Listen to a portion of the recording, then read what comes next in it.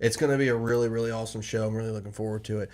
They're actually finishing up, cleaning up their shop for the night, so they're going to be calling in with us here very, very shortly, and we're going to get right into it. So you guys, I'm telling you, stick around. This one's going to be really, really good. If you guys out there have older boats, like I have, my Ranger's a 2000.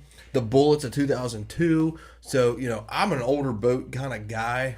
I've said this 1,000 times. I'm not a big fan of going out and spending a ridiculous amount of money when you hear the horror stories. Oh, this brand new boat off the factory floor had this problem. This brand new, not to scare Paul, but this brand new boat had this issue. This brand new boat's not made like this one. These guys are going to be able to tell you the no bullshit, right?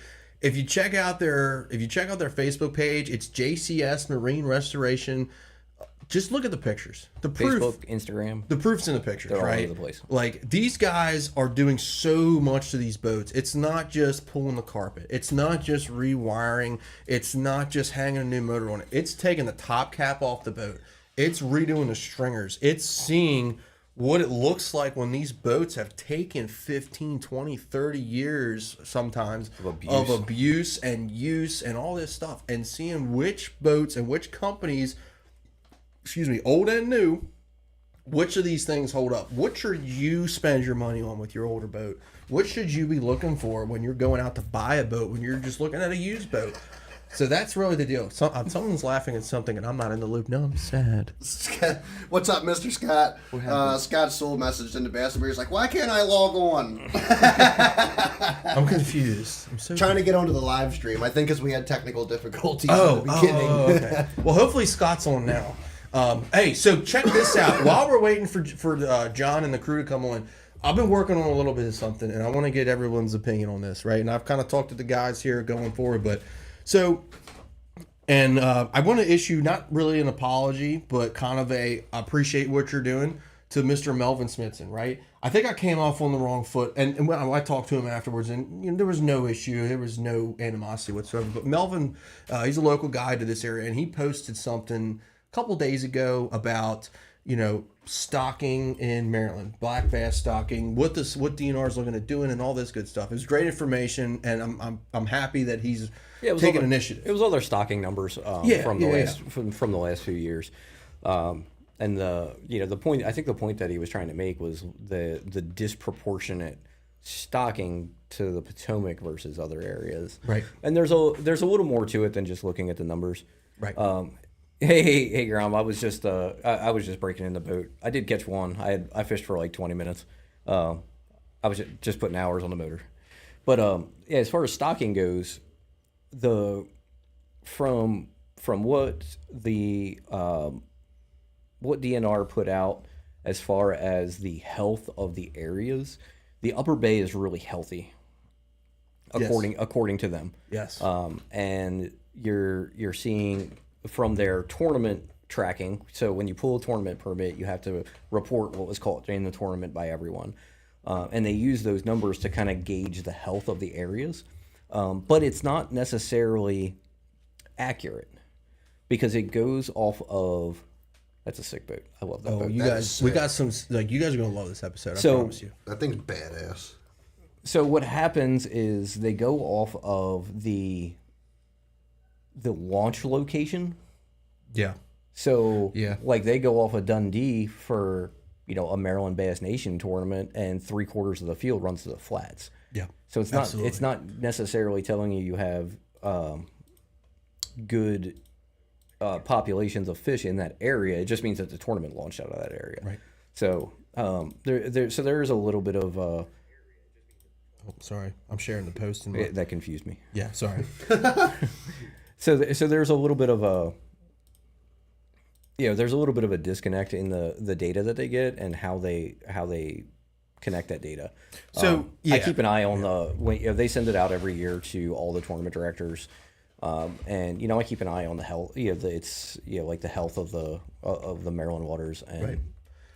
And the thing of it is like, I don't want to take away from what people in our state do. Like, Scott is basically The not reason single, the gunpowder is fishing as good as it yeah, is. and, Oh, and yeah, not absolutely. not single handedly, but like Scott, like I know you're on the Almost show, single. man. I know you're watching, and we Scott can't thank you Dies, enough. Dan, Tom, what's up, everybody? Like I didn't want to Gromster. come off as kind of a dick to Melvin, but I think I might have, and I apologize to him. But I was like, look, man, like why does our state just not consider stocking F1s? So I just Scott don't get it.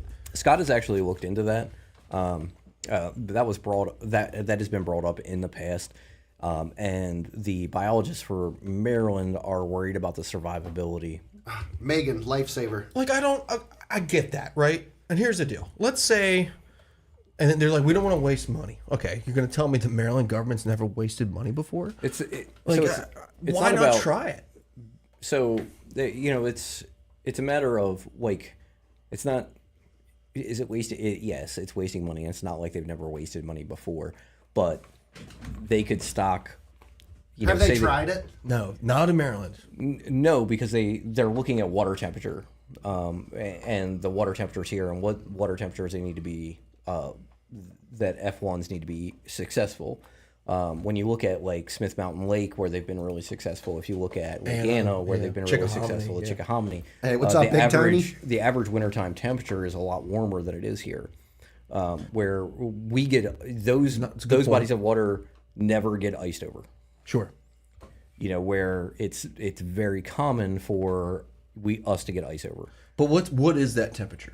Like, who can tell me what that temperature is? I think it's like mid 40s. Like the average wintertime temperature needs to be in like the mid 40s. I'm not saying I don't believe you, but until a biologist tells me. So don't- this is so, good like, discussion. I'm Like, just trying to. I'm just That, saying, and like, that just why comes don't from we, my like- own research, right? So, and that does come from biologists, but so the person that I'm really looking, he has no idea. Adaptation happens. The person I'm really looking to get on the show is so it's from another podcast. We're trying to collaborate with them too. It's called Fishing the DMV. It's a pretty cool podcast. He has this guy on there that's like the he's Virginia, one of the biologists from Virginia. You know who I'm talking about, and he's got this down to a science, man. And like, that's the guy I want to have call in. That's the guy thing. Like, I that want I to want to talk to. So I feel like they could be very successful on the shore where the water temperature does stay relatively I agree. warm. That's my whole thing. Don't stock F1s Like in the the Pocomoke? Potomac. Chop Tanky. I mean, that might be a little bit farther north, but like Pocomoke's a great example. Hey, what's up, Nanaco, Zachary? Chickamacomico. I mean, these places where, I mean, look, salinity's higher. You're going to have higher temperature no matter what. It's not going to freeze if the salinity's higher.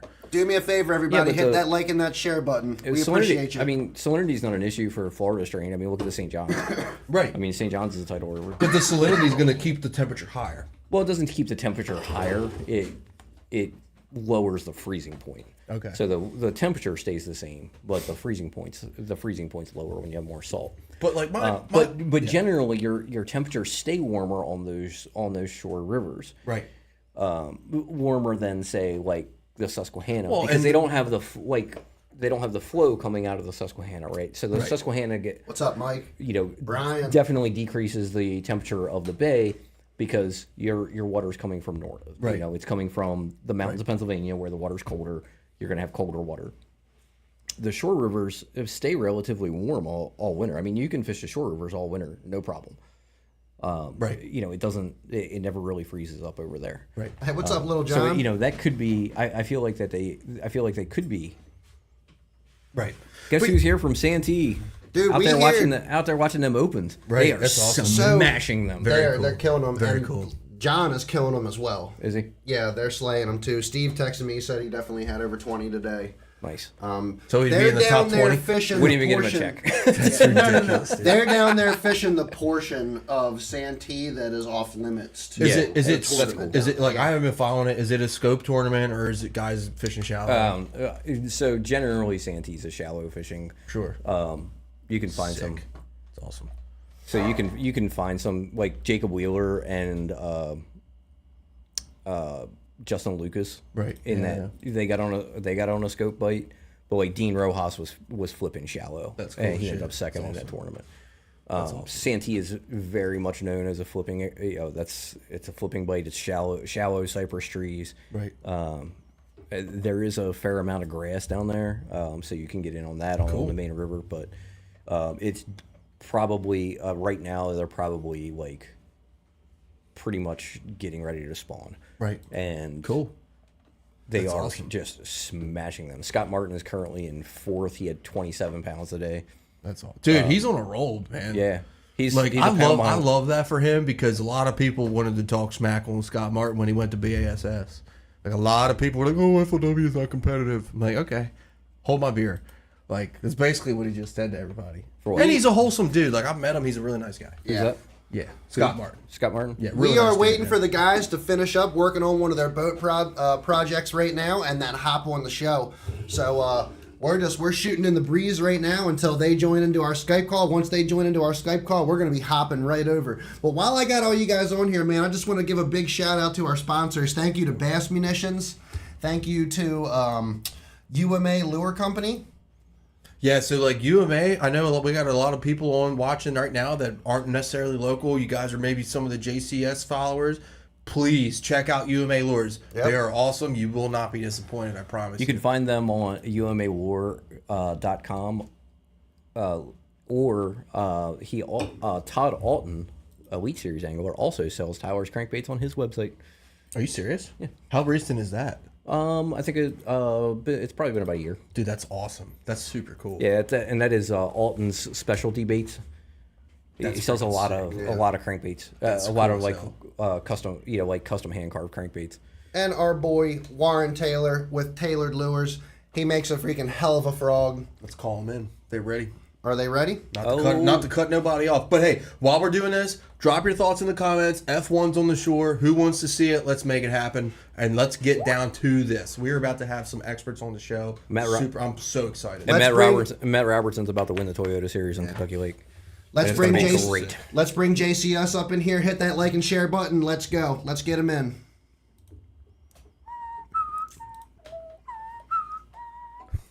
Deborah, yes, the fish are biting.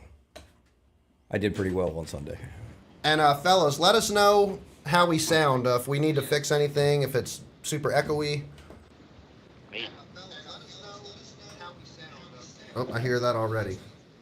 We got some echo going on here.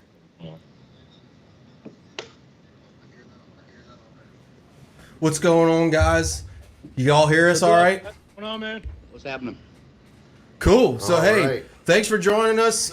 We're super excited to have you. So, I never got to put the face to the name, but I'm Tony. I've been the one, I kind of reached out to you guys once I seen some of your awesome stuff on social media. So, thanks for coming on. Super, super excited to have you guys on. To my left, or maybe to your right, is Chad in the middle, and then Paul on this far side. I'm directionally challenged, which is kind of Everything's flipped around. which is trying to a little bit not good because I'm an Army officer. I should know my left from my right. But anyway, we're super excited to have you guys on, man. We've been looking forward to this one for a long time. So just go ahead, give us a little bit of an introduction. What is it that you guys do? Who we got standing in front of us on the camera, and if you guys are willing to drink a beer with us, man, absolutely lay with it. Oh, there. That's what I'm great. talking about. Hell yeah, good stuff. So I'm John. I'm the owner. You first reached out and spoke to Adam here. To my right, your left, I'm assuming. Yeah, whatever it is. And Russell's in the background here. So bow to stern, top to bottom, whatever you need in a boat, we'll do it. End of story. Nice. Everything. So give us a little bit of a history. I know, John, me and you have talked a little bit, but give us a little bit of a history of how your company got started and like what was the deciding factor of like, yeah, we're just going to start this business and we're going to rock and roll with this. COVID. One word, COVID. Yep. We talked about that last night. Right. That's awesome. Yeah. So I used to haul cars. I always did the boats on the side, in driveway, at the house, friends' houses. And I was hauling cars full time. COVID hit and the dealerships closed. This is where it started.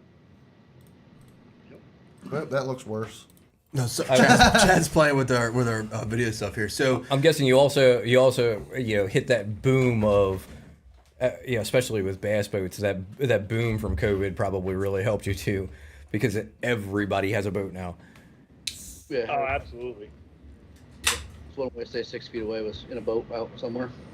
It's insane. I know just from around here, I could go out, I could go to a local ramp on a Tuesday and be, there might be one or two boats in the parking lot. and since COVID, there's 20 Oh yeah, dude, it's crazy. Okay. on a Tuesday in the middle of the day because nobody works anymore. Yeah, they definitely sold a lot of boats. And all boats. Pontoon boats, bass boats, ski boats. Jet ski. Yep. So obviously I sent you guys the questions. We'll go through them. We got some our viewers are looking at questions too, so we'll try to get to everyone's stuff here. But one of the first ones that I actually want to ask you is one of the ones that you guys asked of us is with these younger anglers. I mean, the price of a boat is just ridiculous now. I mean, I think we can all agree that 100,000, 120. If you got an Icon, 140. Or more, $1,000 boats are just crazy for the working man. So, what's your opinion on a younger angler who's getting started, maybe fishing BFLs or fishing state nation stuff? Like, what do they need to get in the game? Do they have to go out and buy that state-of-the-art boat, or what do they need to do? No, I mean, really, for someone to go out and have fun and compete, you just need a boat, man. You need a boat, you need a trolling motor, you need a big engine to get you there. It's kind And of you like your need some first car. grass. Yeah. It's kind of like your first car. Yeah. It's not going to be the fanciest thing on the water. It's just something to get you up. Yeah. I feel like that there's been like a disillusionment of what you need to compete, and like you guys said, you just need you need a boat, you need a motor and a trolling motor. It And doesn't matter. forward-facing sonar, I had to say it. Well, I was actually just. 2, 3, 4 of them. I was just Right, getting. yeah, I was just right, getting ready to exactly. say that because I mean it doesn't matter if you have a brand new boat or a 30-year-old boat. The electronics work the same on all of them. Right, right. Yeah. So you could buy a 20-year-old boat that's in decent shape for pretty cheap. Puts you $10,000 worth of electronics on it, and for 30 grand you have the same fishing capabilities as somebody with a $100,000 boat. Oh yeah. So my favorite question that I wrote for you, me and Paul were discussing this earlier, is all right. So like this one, you could tell I wrote this one, right? So Ranger guys like me, we love the VX hulls. Champion guys love the 202 to 203. If you guys had to pick maybe one each, since there's 3 of you, what were your 3 favorite bass boat hulls and why? 202 champion. Yes, sir. That an incredible ride. And Oh, it's I wanna- fast. Or it's like the fastest champion, right? Yes, it is The the Yeah. fastest champion. Lightest hull. What was that champion you guys just finished up? 202. Hold on, right? Let's see if we can do this. Oh my god. That is the Oh sickest my. shit I've ever seen in my life. Look at that thing, dude. God. Hold on, wheel the boat over here. Dude, that looks incredible. All right, so like for you guys that are looking at the screen, Is that boat for sale? the whole reason, Paul's about to sell his brand new Skeeter. dude, the whole thing that put these guys on the map for me was I follow Champion Boats on Instagram, and they posted that boat on their Instagram, and they tagged them, and I was like, who did this? And I looked on Dude, their that's Instagram, so I was like, incredible. oh yeah, they're getting the message. Who like, are did you kidding this? me, dude? That thing is like amazing. I mean, all right, so like I know we're gonna go into some more questions here, but I mean, when you do a boat like that, okay, maybe not to that level, but somebody brings in an older boat and they're like, I want you to make this thing new. Like, what's the price point they look at for something okay, clean, but, but first maybe off, not like, oh my God, clean? wait, when you got that boat, was it a leaf holder or was it just in bad shape? You know what I'm saying? Like, you got your leaf holders that have been collecting leaves and had water sitting down in the bottom of them for the past 10 years, and then you got your ones that are just sitting in the driveway with the plug out, faded in the sun. You know, you got a couple different options here. It was a mouse condo. A mouse. Mouse condo, okay. So you basically took that from junkyard material to what you just showed us, which is mind blowing. Yeah, she was straight and all there. But she needed some love for sure. And then, like, full wiring harness, like everything. Everything. Everything. Yeah. Everything. Is that boat for And sale? the pitch point is all over the place. It can be, whatever your budget. We can work with anyone's budget. If you got $3,000 to work with, we'll make the boat look better and safe. Dude, that thing, like, So that boat is ridiculous. Like, I can't get over it. Is that a boat that you guys did for someone? Yeah. Yeah. Okay. Yeah, that dude. That I'm a champion guy, like through and through. Like my first boat was a champion. Hey, thanks for joining, Jeff. If they still made them, I would probably still have one. But Jeff. well, when I saw, I mean, when I fell in love with that boat when Tony showed me that picture. Yeah, dude. Like, so I was almost like, why didn't you just take your champion up there Yeah, right. and just put a new 250 on the back of it? I was sending that picture to everybody. I was like, these are the guys Because we're that's having about on the 100 show. Y'all need to horsepower watch too much this. for that boat. You could have had them beef the trans up for you. Zero dust. Did that, like, I can't even, that boat is like ridiculous. Oh my God. I guess, so we're talking about older boats. What do you guys think between new boats and old boats? Like a lot of old timers, and like, I've been in every boat I've ever been in is old. Are the old boats really that much better, or is that just old timers saying my boat's better than your fucking $100,000 Ranger or Icon. whatever? Yeah, like whatever the case. Built better back in the day. It depends on the boat. I mean, some of the older boats are built better, but they had better stuff to work with. Yeah, I know there a lot of EPA regulations affected how they manufacture boats now. Yeah. I know that had a lot to do with it. That there are little looser regulations back in the day with some allowed them to use some better quality materials. Is that correct? Yeah, I mean, with science, I mean, we should have the best boats ever right now. Sure. But when the government says you can't do this, you can't do that, then we have what we have. All right. So we just made a video with a guy. He gets a lot of love for his reservoir boats. I think you guys saw it. I sent it to you, John, at least. Excuse me, but he actually does a lot of work on bass boats too. And me and him, we talk a lot, and he was like, dude, you'd be amazed at some of the boats that he gets from the factory that just are ate up and just have issues. Yeah, like And- Rangers. I mean, yeah. So I don't know if you've heard his horror story. We could probably do a whole show on that. But We have a couple times. yeah. But I mean, it's like, you just my Ranger 518 VX, it's not the biggest boat and it's not the fastest. It's not Hey, the what's best up, Matt? in rough water, but I've never changed a switch on that thing. Like it keeps going. Like I don't know, man. It's just different now. You have to put a couple lower units and a new motor on it though. But that's an Evinrude problem. So guys, one of our viewers said they're looking forward to having you guys do some work for them in November. Oh, is that Miss Bridget? So Bridget Kirsten Allen. Hey, thanks for joining us, Bridget. So she's a local, one of the only female anglers in our area, and she does a damn good job of what she does. So like, She's awesome.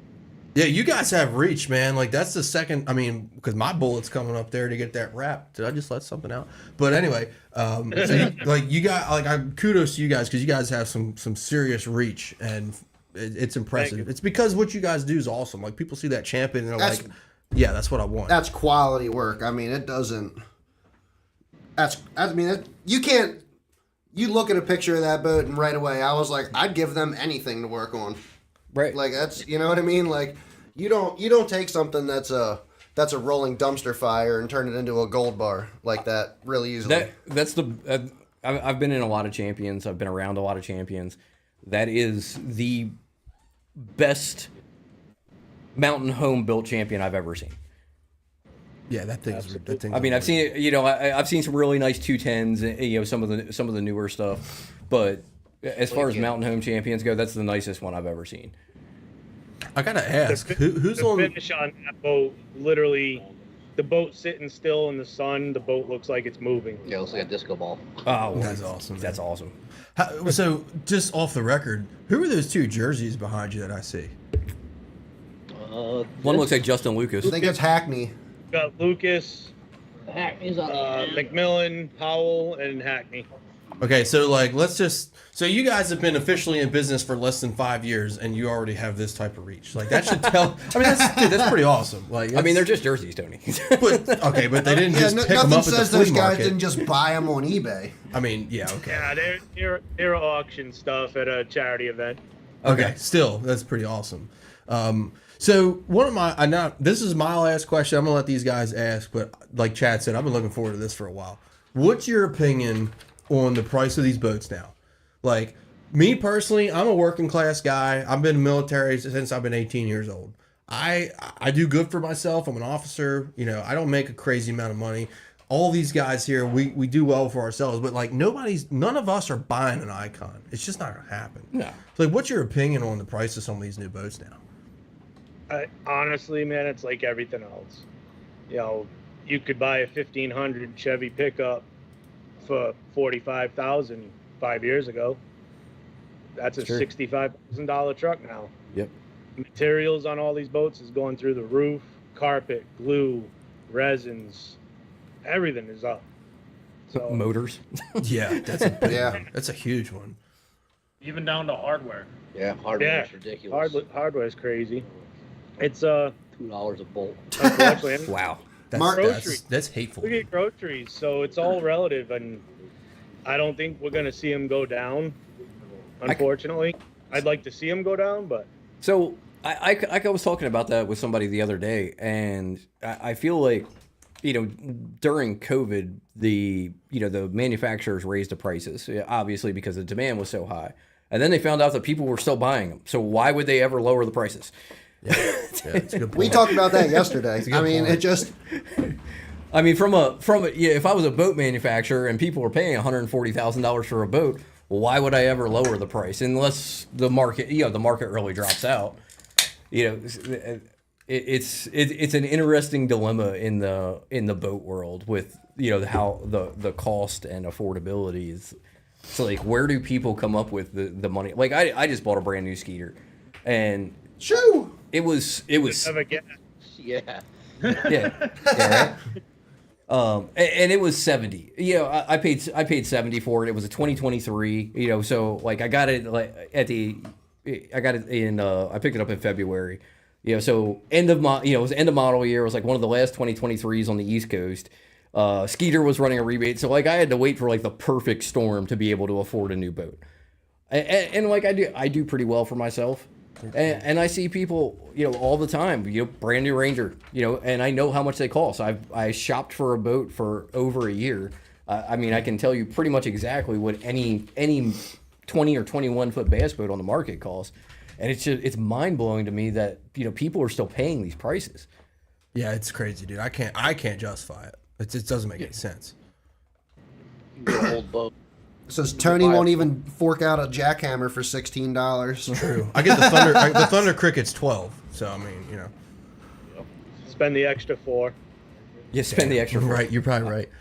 I mean, Thunder Cricket's pretty good too. I got both. There's always both. I love my Thunder Crickets, man. Don't take that out of my hand. Dude, yeah, the price of boats is just it is ridiculous. What do you guys think the best built boat on the market is right now? Freshies. Hands down, best built boat, not best value, Ballistic. Ballistic. Ballistic. Really? I would not Yeah, I've have heard guessed really good that. about them. I would not have guessed that. I was thinking I was thinking Bass Cat. Yeah, that's what I was saying too, Bass Cat. Bass Cats are built really well. The lids suck. Though I can imagine. Ballistic, just their fit and finish in their boat is just on another level. The deck layout of Bass Cats is like the only thing that holds them back, in my opinion. Yeah, they have true. the weirdest designed, the weirdest designed deck layout, like lid layouts that I've ever seen. It is Yeah, weird. I can't say I'm a fan of it either. If you fish from one, it makes sense.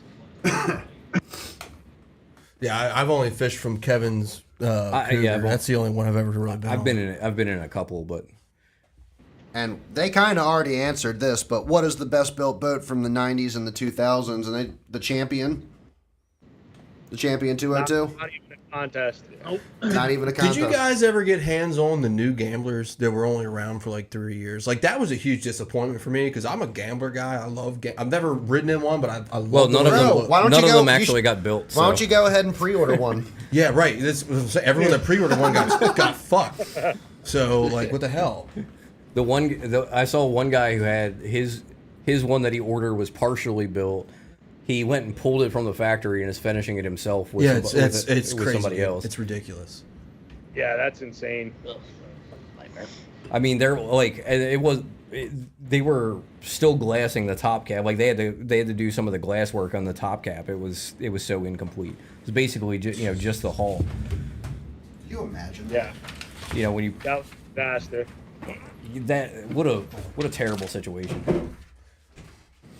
Yeah, I heard I've heard you hear that with a lot of some of these horror stories from some of these smaller built companies. I know there was some hubbub going on with Ballistic a couple years ago, and this stuff with Gambler. Like it makes you. Would you ever with a boat like that? Would you ever worry about like the company just going under or disappearing when you're buying from one of those smaller hand built companies? Yes and no. I mean, at the end of the day, everything's components except for the hull. Sure. Yeah, true. Yeah, I mean that makes sense.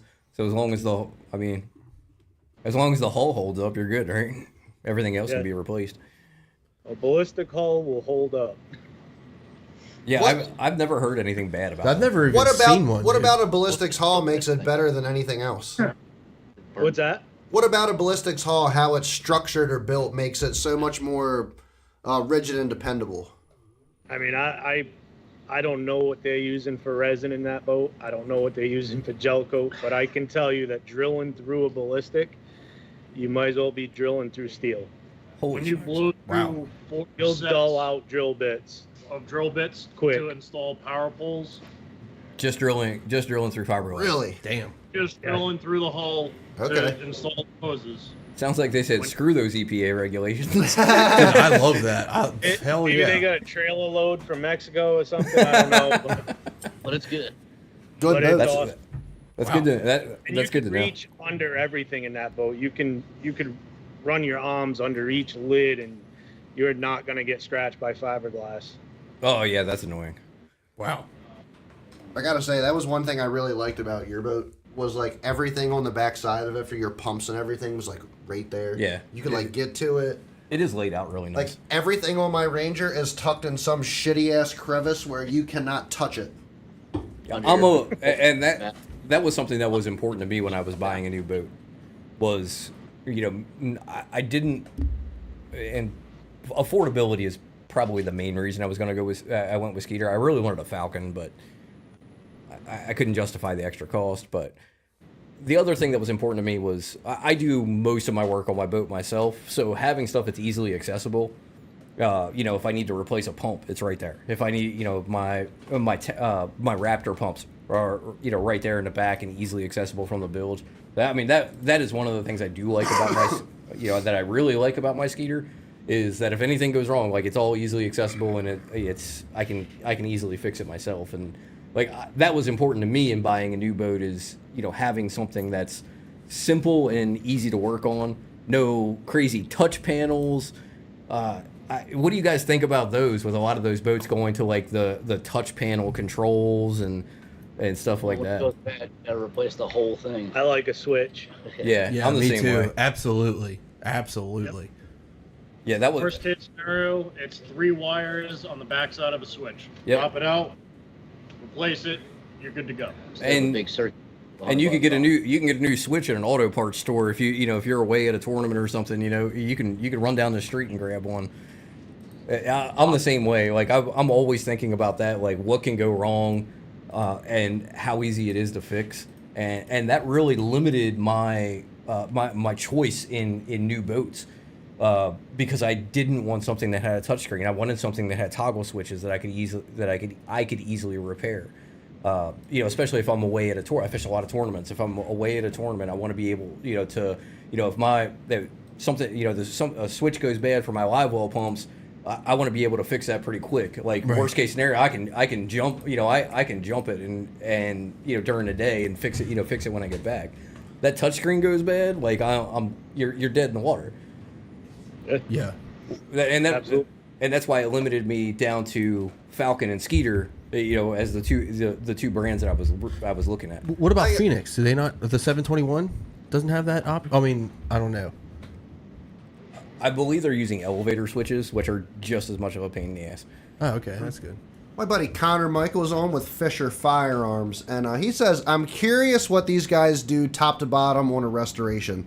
The process, what materials do you guys like to use, and stuff like that. So when somebody brings you in a boat that is A trashed, mouse hotel. a mouse hotel, you look at this thing, obviously you got to strip the whole thing down. Like, do you guys ever take these things down to bare fiberglass and repaint them and all that good stuff? Like, you like patch holes in fiberglass, everything? Oh yeah. Crack 'em right open. Yep. Just like, cut a hole in the side of the boat, put new fiberglass in there, like all that good stuff. So there's Sometimes the hole's already there for us. So did you pull the top cap on that Champion and redo everything from the bottom We up? didn't have to pull the cap on that boat. Everything was solid enough that you didn't have to get in there and like redo stringers and stuff like that. Nope, she was solid. But you do that on occasion, right? Oh yeah. Yep. Yeah, That's- we have my bullet that's going back together right now, and that was once we pulled the fuel tank out, it was like opening Pandora's box. When you can stick your finger through through a stringer, Yeah, that's bad. that's not and good. as you looked further in the boat, it just got worse. It was And mush. Yeah. So what causes that level of rot? I mean, like when I got the bullet and I realized, I'm like, okay, this thing needs a transom. Like when I look on the forums, not a lot of people have issues with bullet transoms. So like, what causes a lot of the fiberglass to just go bad on some of these boats? Tony, look behind him and his motor's going. Water and insects. Really? Insects? Yeah, that's a surprise. Like termites? Yeah. You can have Termites, termite ants. damage in a boat for sure. Eating away all the wood. Wow. How do they especially get on especially on those older boats because you have a lot of wood transoms in those older boats too. right? What was the one that had? We couldn't get rid of the ants in there. We just kept coloring. Oh, that was a skeeter. Yeah, just kept coloring it. Just ants I didn't everywhere. want to bring it up with him wearing his proud skeeter shirt. Nah, hey man, it's all good. It wasn't his boat. 90% of that is how you take care of the boat anyway. So, Absolutely. especially like you guys have up, that Pete? Champion back there. Like it's always been one of the first things that I learned about Champions when I first bought my Champion was you have to make sure that you reseal the transom every 2 years. Make sure that that's to make sure that that's watertight. It's just a cap that goes across the top on the back of a Champion. So resealing Like that a clear coat or something you put over it? no, it's a piece of aluminum trim, stainless trim. Okay. And you're sealing it to make sure no water gets under there and gets down into the transom. Okay. It just covers the transom. So like you have to do proper maintenance. So for somebody who has an older boat of any brand, what are some good maintenance tips that you can give them to help prevent them from having to spend multiple $1,000s getting their boat repaired. Storing it covered, keeping it dry. Especially the wrong. Check your bolts. Check your mounting bolts for the engine and jack plate. Especially if you fish rough water. Yeah, that's all of us. The Potomac and Upper Bay are just nasty at times. John Hanson, if you're still watching, check your freaking power pole bolts. That's funny. I had a power pole bolt shear off on the Upper Bay one running off water, and I guess one of my bolts that was holding my power pole to my jack plate got a little loose, and it definitely sheared off as I was running across the water, and my power pole just kind of it only had one bolt holding it into the jack plate, and it just kind of folded backwards. Oh, man. What happened to my last season? We had to stop. We stopped. On the highway. Yeah. We had to stop in the middle of the bay, take a dock line, tie it up to a cleat to hold it up. Tony, you already heard what they said, man. They said they can work with a budget. They said $3,000. They can take that Charger and they can clean it up a little bit for you. Just can't do that one. Right. Unless you have a charger. There's a charger here now. Yep. Yeah? Where's that at? Oh, There you go. snap. Ooh. Look at that. The Iron Man boat. Oh wow, it does look pretty cool. Look at it. Yeah, Look I at like that that. gold. I like that maroon, but I'm kind of stuck on that purple right yonder. Yeah, dude, it's crazy. God We're all damn, Ravens dude. fans too. Hold up, dude. Yeah, that deserves an M&T Bank Stadium. So and, look, then, and then in my garage during the week. Yeah. Dude, that thing That is boat's sick. unreal, man. That is unreal. Is that a new trailer under that, or No, It's the original. that's the original. original trailer? Just did some work on it. Do you guys restore the trailers and stuff too? Repaint them, all that good stuff? That one's bed lined. Okay. It's charcoal metallic. You in the sun, you actually see the metallic Ah, in the coating on it. I think it's 48 lights. That's so awesome. The purple lights on the side of the trailer also flip of a switch can go to amber in case the law is giving you a hard time. That was one of the other questions that I had for them the other day too. Was I looked at that boat when they showed it to me, Yeah. and I was like, "Bro, did you guys paint it that way?" No, apparently Champion actually made really freaking cool boat colors like Yes, that they back did. in the day. Like that is sick. I had no idea that was like an OG option. Dude, it's sad a Oh, yeah. Champion went under, man. They were such nice boats. Like, Poorly run business. Dude, but that's why you got guys like JCS out here. They keep them champions alive. Great boats. Bring them all. have you guys ever gotten a boat where you're just like, yeah, this is just too far gone for us to deal with? A couple. Really? Well, it was more Your Uncle Skeeter. Yeah. what it needed and budget just weren't gonna line up. Okay. Right. I mean, is there anything like that you like with the right amount of money that you can't do on a boat? Like, is there ever going to be something that's going to be so far gone that you like no amount of money is going to fix it? I mean, if it's split in two, Yeah, I mean, well, Right, yeah. but even that, we could, for the right budget, we could fix it. anything can be fixed. It's just, is it worth it Right. at the end of the day? Yeah, right. So what's the biggest reason that, like, I mean, so guys will come in, maybe a customer you never had before, and they'll say, "Hey, I got this old boat, you know, here's a check for 20 grand. Do whatever." Why are people willing to spend that kind of money on a 30-year-old boat instead of going to get a new boat? Do they just trust the old boats more? Is it just because the price gap between new boats and old boats is just so high? Like, what do you guys hear from your foxhole on that? Be a I'd say sentimental it's probably value the same. sometimes. You know, A little bit of both. yeah. Sentimental you know, value. Yeah. Boat is a lot better than a $90,000 new boat. You can have it built the way you want it to be built, and you know it's built sound.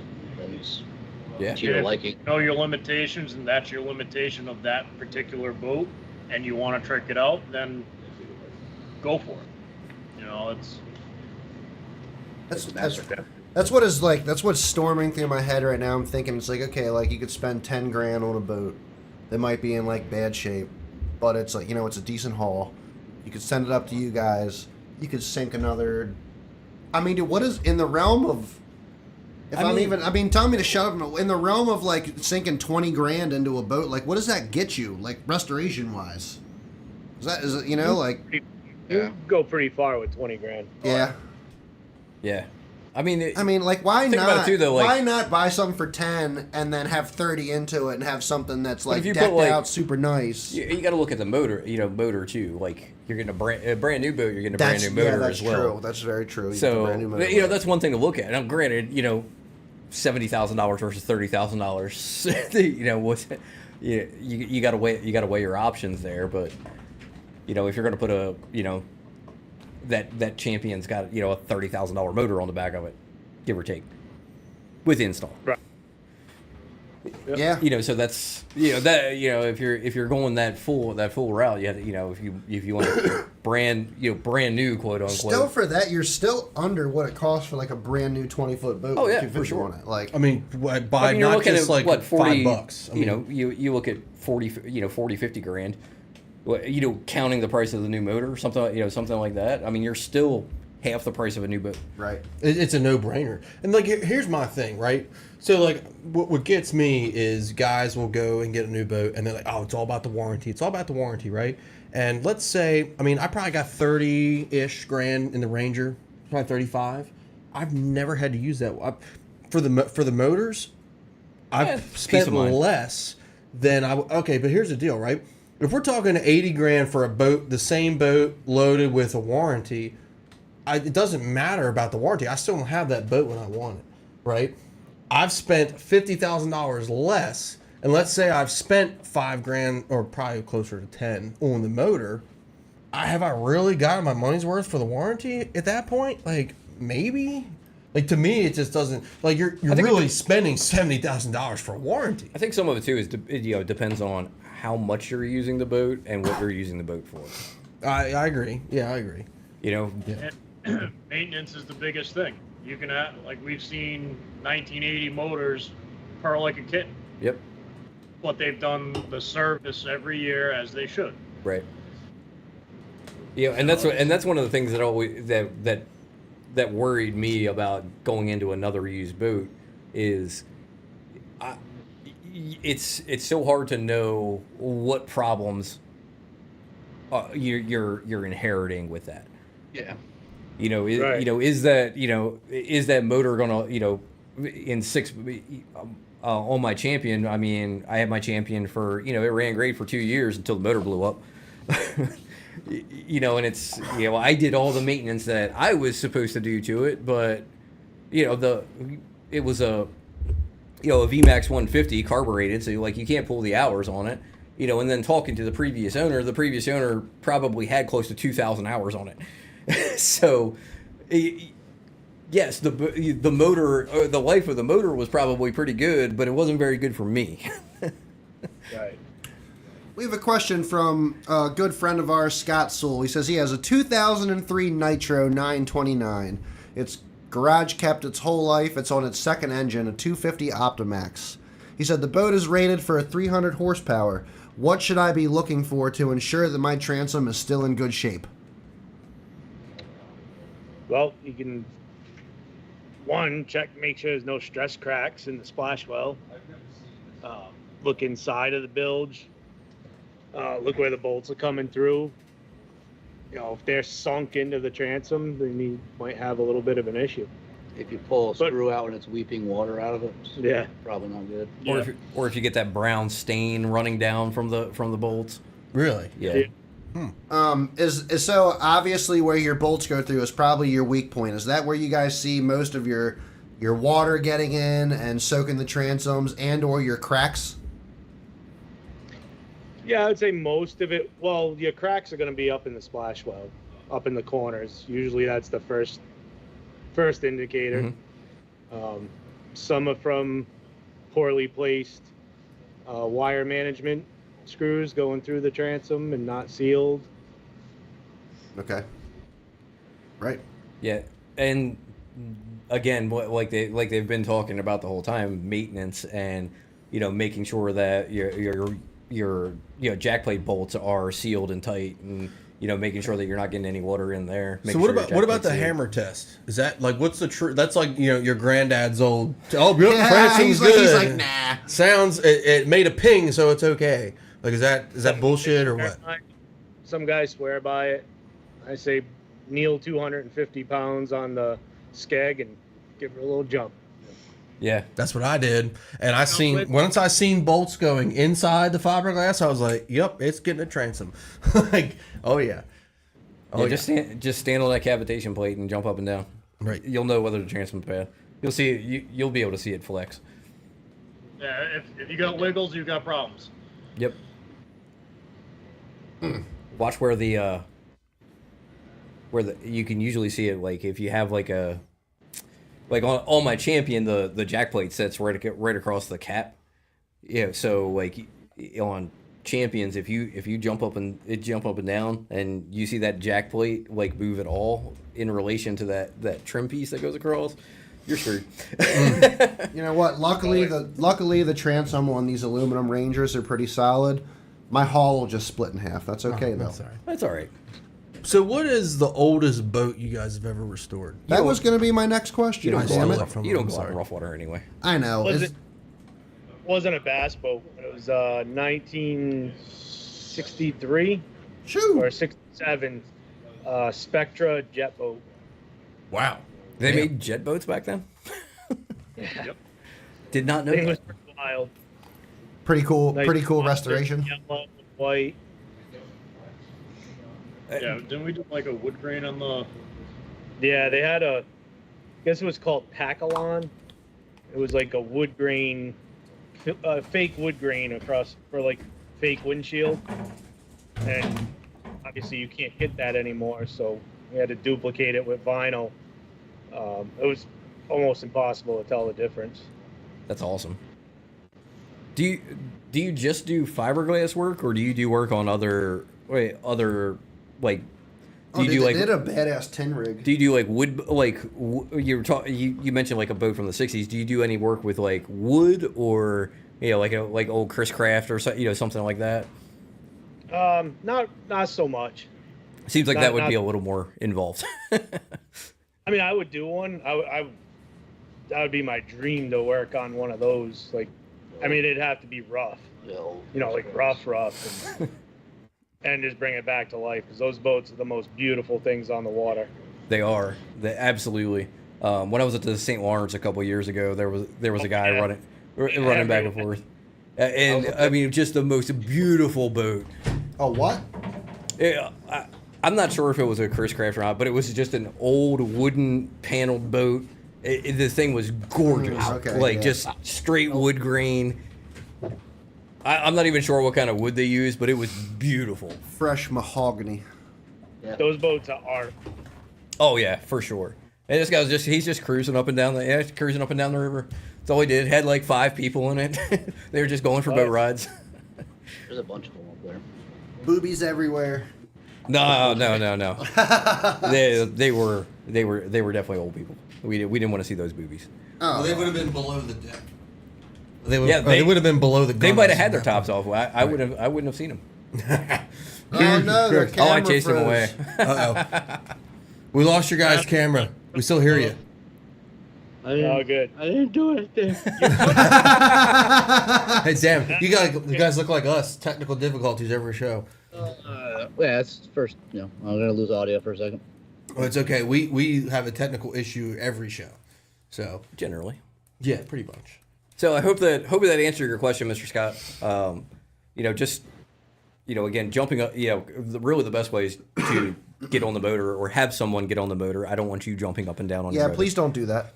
But Find somebody who's like hefty. You know what I mean? Get you get Greg to come over and do Greg's it. not hefty. Greg is not hefty. You're right. you get somebody. You get somebody in that Get 200 Lou pound. to come over and do it. Somebody in that 200 pound call range. him Just fat. jump up and down on did your cabin. not.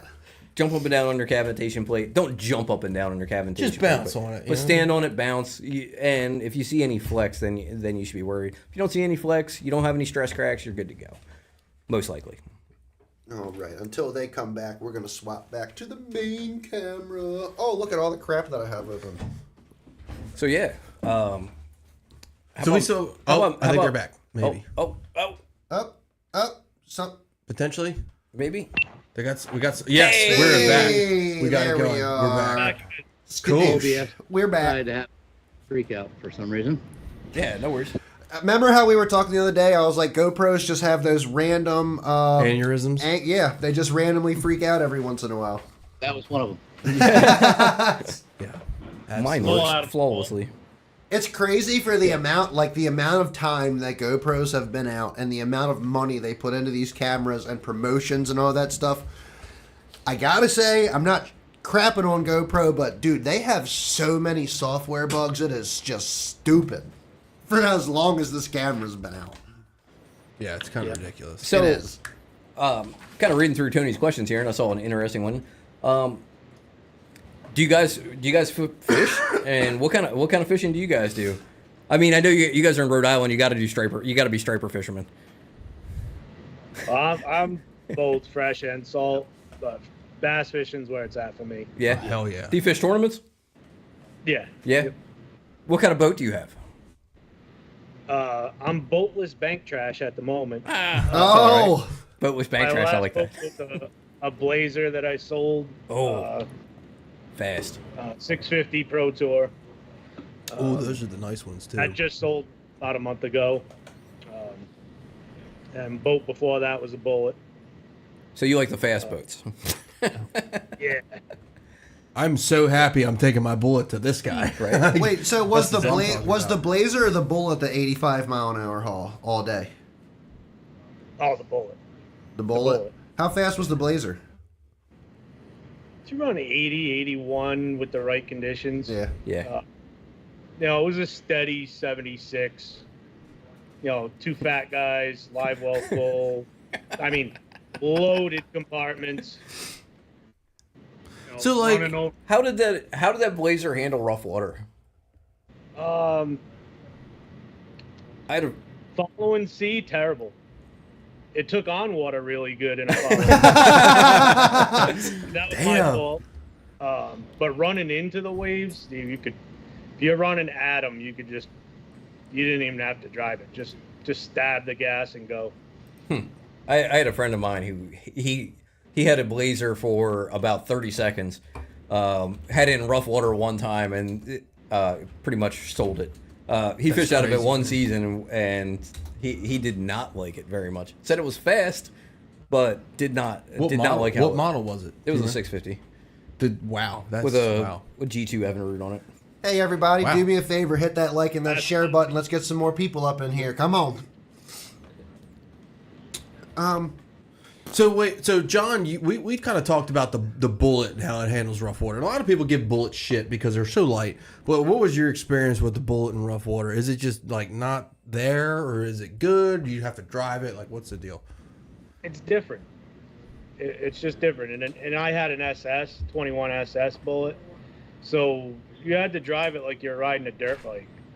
Like you just had to keep the front super light and look ahead, pick your waves, and you were in the air a lot, but it landed really smooth. Okay. I like dirt I bikes. shied away from a bullet because everyone said they were junk in rough water, and I don't remember the guy's name, but a guy up on the St. Lawrence from Canada had a 21 XD with a 300 on it, and I asked him about the ride, and he took me for a ride, and yeah, I'm sold. Wow. 90 miles an hour across, foot and a half chop. I was sold. I needed one. All right. So you talked about the XD, and I promise I'm going to let these guys ask some more questions. But like now we're talking bullets, right? So mine's a 21 XDC, same haul, just a dual console. Mine's got a 225 on it. I know it's not the best motor on it, but it's still. Have to do something about that. What's that? We're gonna have to do something about that. Oh dear, this just got expensive. But I'm It's okay. I'm here for it.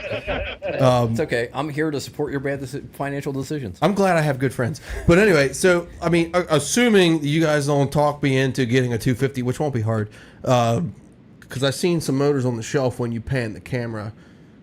So here's the deal, right? God, oh my God, it's a bad idea. What, those? Yeah, those ones. Jesus Christ. It's like, all right, so I'm all about the 300. I love it. The problem is I don't right now, but I want to fish sanctioned tournaments, like maybe BFLs in the future, maybe some BASS stuff. My schedule is weird because I'm military, so like I don't ever have the ability to fish a full schedule, but I would like to in the future. So that's kind of the only reason I'm halfway not really there for a 300. So throw a 250 on it. Oh, 250 would be great. You'll be fine with the 250. So let's give me a you'll- realistic you'll run- speed with a you'll run- 250 and with a 225. You'll run 90 miles an hour instead of 97 miles an hour. No big deal. That's 7 miles an hour. That's like 7 I mean, inches. it comes to set up and load in the boat, and your driving ability in the boat. Mine's not You good right need now. a lot of seat time. I mean, there's guys out there pulling numbers with a 250 that'll blow your mind, and that's rigged to fish. That's unbelievable.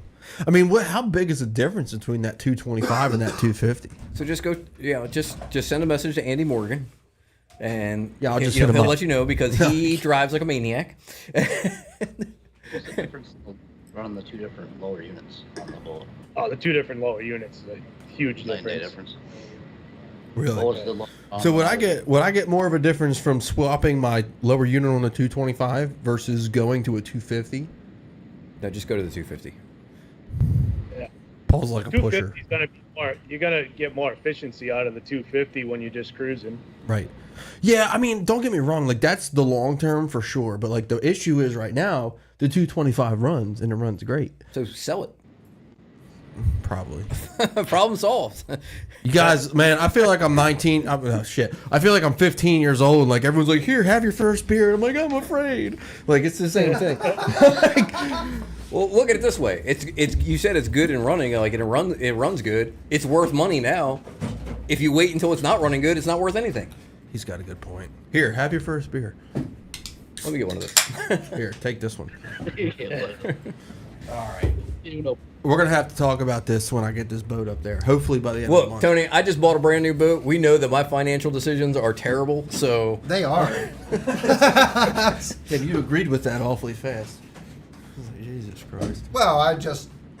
But, I mean, like... I don't know, dude. The $70,000 for anything doesn't strike me But, as like, a fantastic decision. In all seriousness, though, in all seriousness, half of what I like... paid for my house. For that boat though, dude, you gotta have the 250. You got to. Like, it's a 21-foot bullet. You have Oh, yeah. got to I have the agree. I 250. mean, dude, you They got the agree. 21-foot bullet, sell the 225, put the 250 on it, bass and beer wrapped. Like I said. Oh, the bass and beer wrap's a thing. That's We'll already pay. We're gonna pay for part of the new motor on it when we take it to the Tiki Lee's whole shot thing, and you smoke the single motor class at 90 miles an hour. and Dude, you I'll take win, that I'll check. win that. I'll win that drag race with the 225 if I don't care about dying halfway through the race. Because I gotta learn how to drive that. Look, you boat gotta learn first. how to drive that motherfucker before we get there. That boat scares me. Like, that boat legitimately scares me. The first when I picked it up, knowing it had a bad transom, but I was like, I'm gonna run it once. I'm gonna run it one time. Scott. Okay. Scott says we're And- talking about 225s, 250s, and 300s, and I'm just chilling with my 90 over here in the corner. I ran that boat one time, and I'm like, I couldn't get it to stop chine when. And I have a Ranger. It doesn't chine walk. It doesn't go fast enough to chine walk. I've never dealt with chine walk. I was like, I couldn't figure it out. It has no trim gauge, which I'm used to. So, like, mentally, I'm like, shit. The water pressure gauge is like half working, half not. So I'm like, I don't want to blow this thing up, knowing it's about to go to the shop for 3 months for a transom. So I'm like, all right, I'm going to stay in it till I hit 75. And I did. And I think I ruined the seats from shitting in my pants. So Because it was fucking crazy. Just getting to 75? it's Dude, funny it was ridiculous. because It was like, ridiculous. I've been in plenty of boats doing 75 plus. As a rider, it is a totally different story when you're driving a boat. Once you hit 70 miles an hour driving the boat, like, and you've never done that before, it's scary as hell. It was. Like, for your first time at 70 miles an hour, now, like, I go out in the ski drive, like, I'm cruising down the Gunpowder at 72 miles an hour, no big deal, right? I was in Hanson's. First time I took it out, I about shit myself. We were in Hanson's, Yeah, it's Hanson's insane. Bass Cat. This is the fastest boat I've ever been. 21-foot Bass Cat with a 250 show on the back, and we were doing, like, first off, it was just a bad place to do 75 miles an hour, in my opinion. We're in about a foot and a half of water. That's where you want to. Don't let off. Yeah, don't let off. And dude, we're just rolling across Days Cove, and I'd never felt it before, but he got into it and it lifted and it started to chine walk, and it was like being on a magic carpet or some shit. Like, you were just like levitating, and it was floats. just the most wild Yeah, feeling. it feels like really you're was. floating. Yeah. Yeah, You know, it just kind of goes like this. I did not know how to handle Just that. keep driving through it. It's like It's fine. it definitely gave me butterflies in my stomach, but it seems like you guys are kind of used to that. yeah. The only thing touching the water is the back 6 inches of the boat. Yep. Basically. Yeah. The first time or I- just a prop. The first time I experienced shine walk was in Murphy's TR21, and I was like, okay, slow down. Okay, slow down. No, actually slow down. Like, what are you doing? Oh, but he's got one of those older TR21s that had the nice fast haul. Yeah, dude. That thing would scoot. You guys got any scare stories? Been running boats super fast? Had anything weird happen? Hook a haul, yeah, bow hook it or something. Oh, we might have blown out once or twice in the bullet, but Wait. What is Like is that? spinning out? What? No. you What don't- is you don't- that? You don't have to worry about what that is. You just, Don't worry you about just it. learn how to drive that boat with your ass, and Now I'm we'll- scared. I'll tell you what blowout. Nah, you'll be fine. It doesn't sound like it. Yeah, Well, I you'll mean, be fine. Tony's gonna learn what that blowout is. Just Apparently. just hold on tight. You'll be fine. do I need to know how to swim? Because I mean, I can, but like, Wear your life jacket. You come out of the boat, at that speed, you're not going to worry about swimming. So I'm going to be flying. I definitely don't know how to fly. You might skip to the nearest sandbar or land. Yeah. Okay. Well, the good news is the canals that I run in are about six feet wide. So I'll be like a duck, like 5 feet into the marsh, or 50 feet into the marsh rather. Yeah. It's fun. Well, it won't Blow out. hurt. So one of our listeners, Just one of blowing our through the cattails. Right. one of our listeners says, "Drive by the feeling up your back, not by a stupid trim gauge." I only know 2 trim levels, and that's all the way down or all the way up. I drive balls out everywhere, so I don't really know a feeling in between. Yeah, I mean, you should be driving with your ass. You should be feeling the boat in your ass. Nothing else. I'm trying to envision my boat going into my ass right now and what that feels like. You probably wouldn't even feel it. It's a good place for it.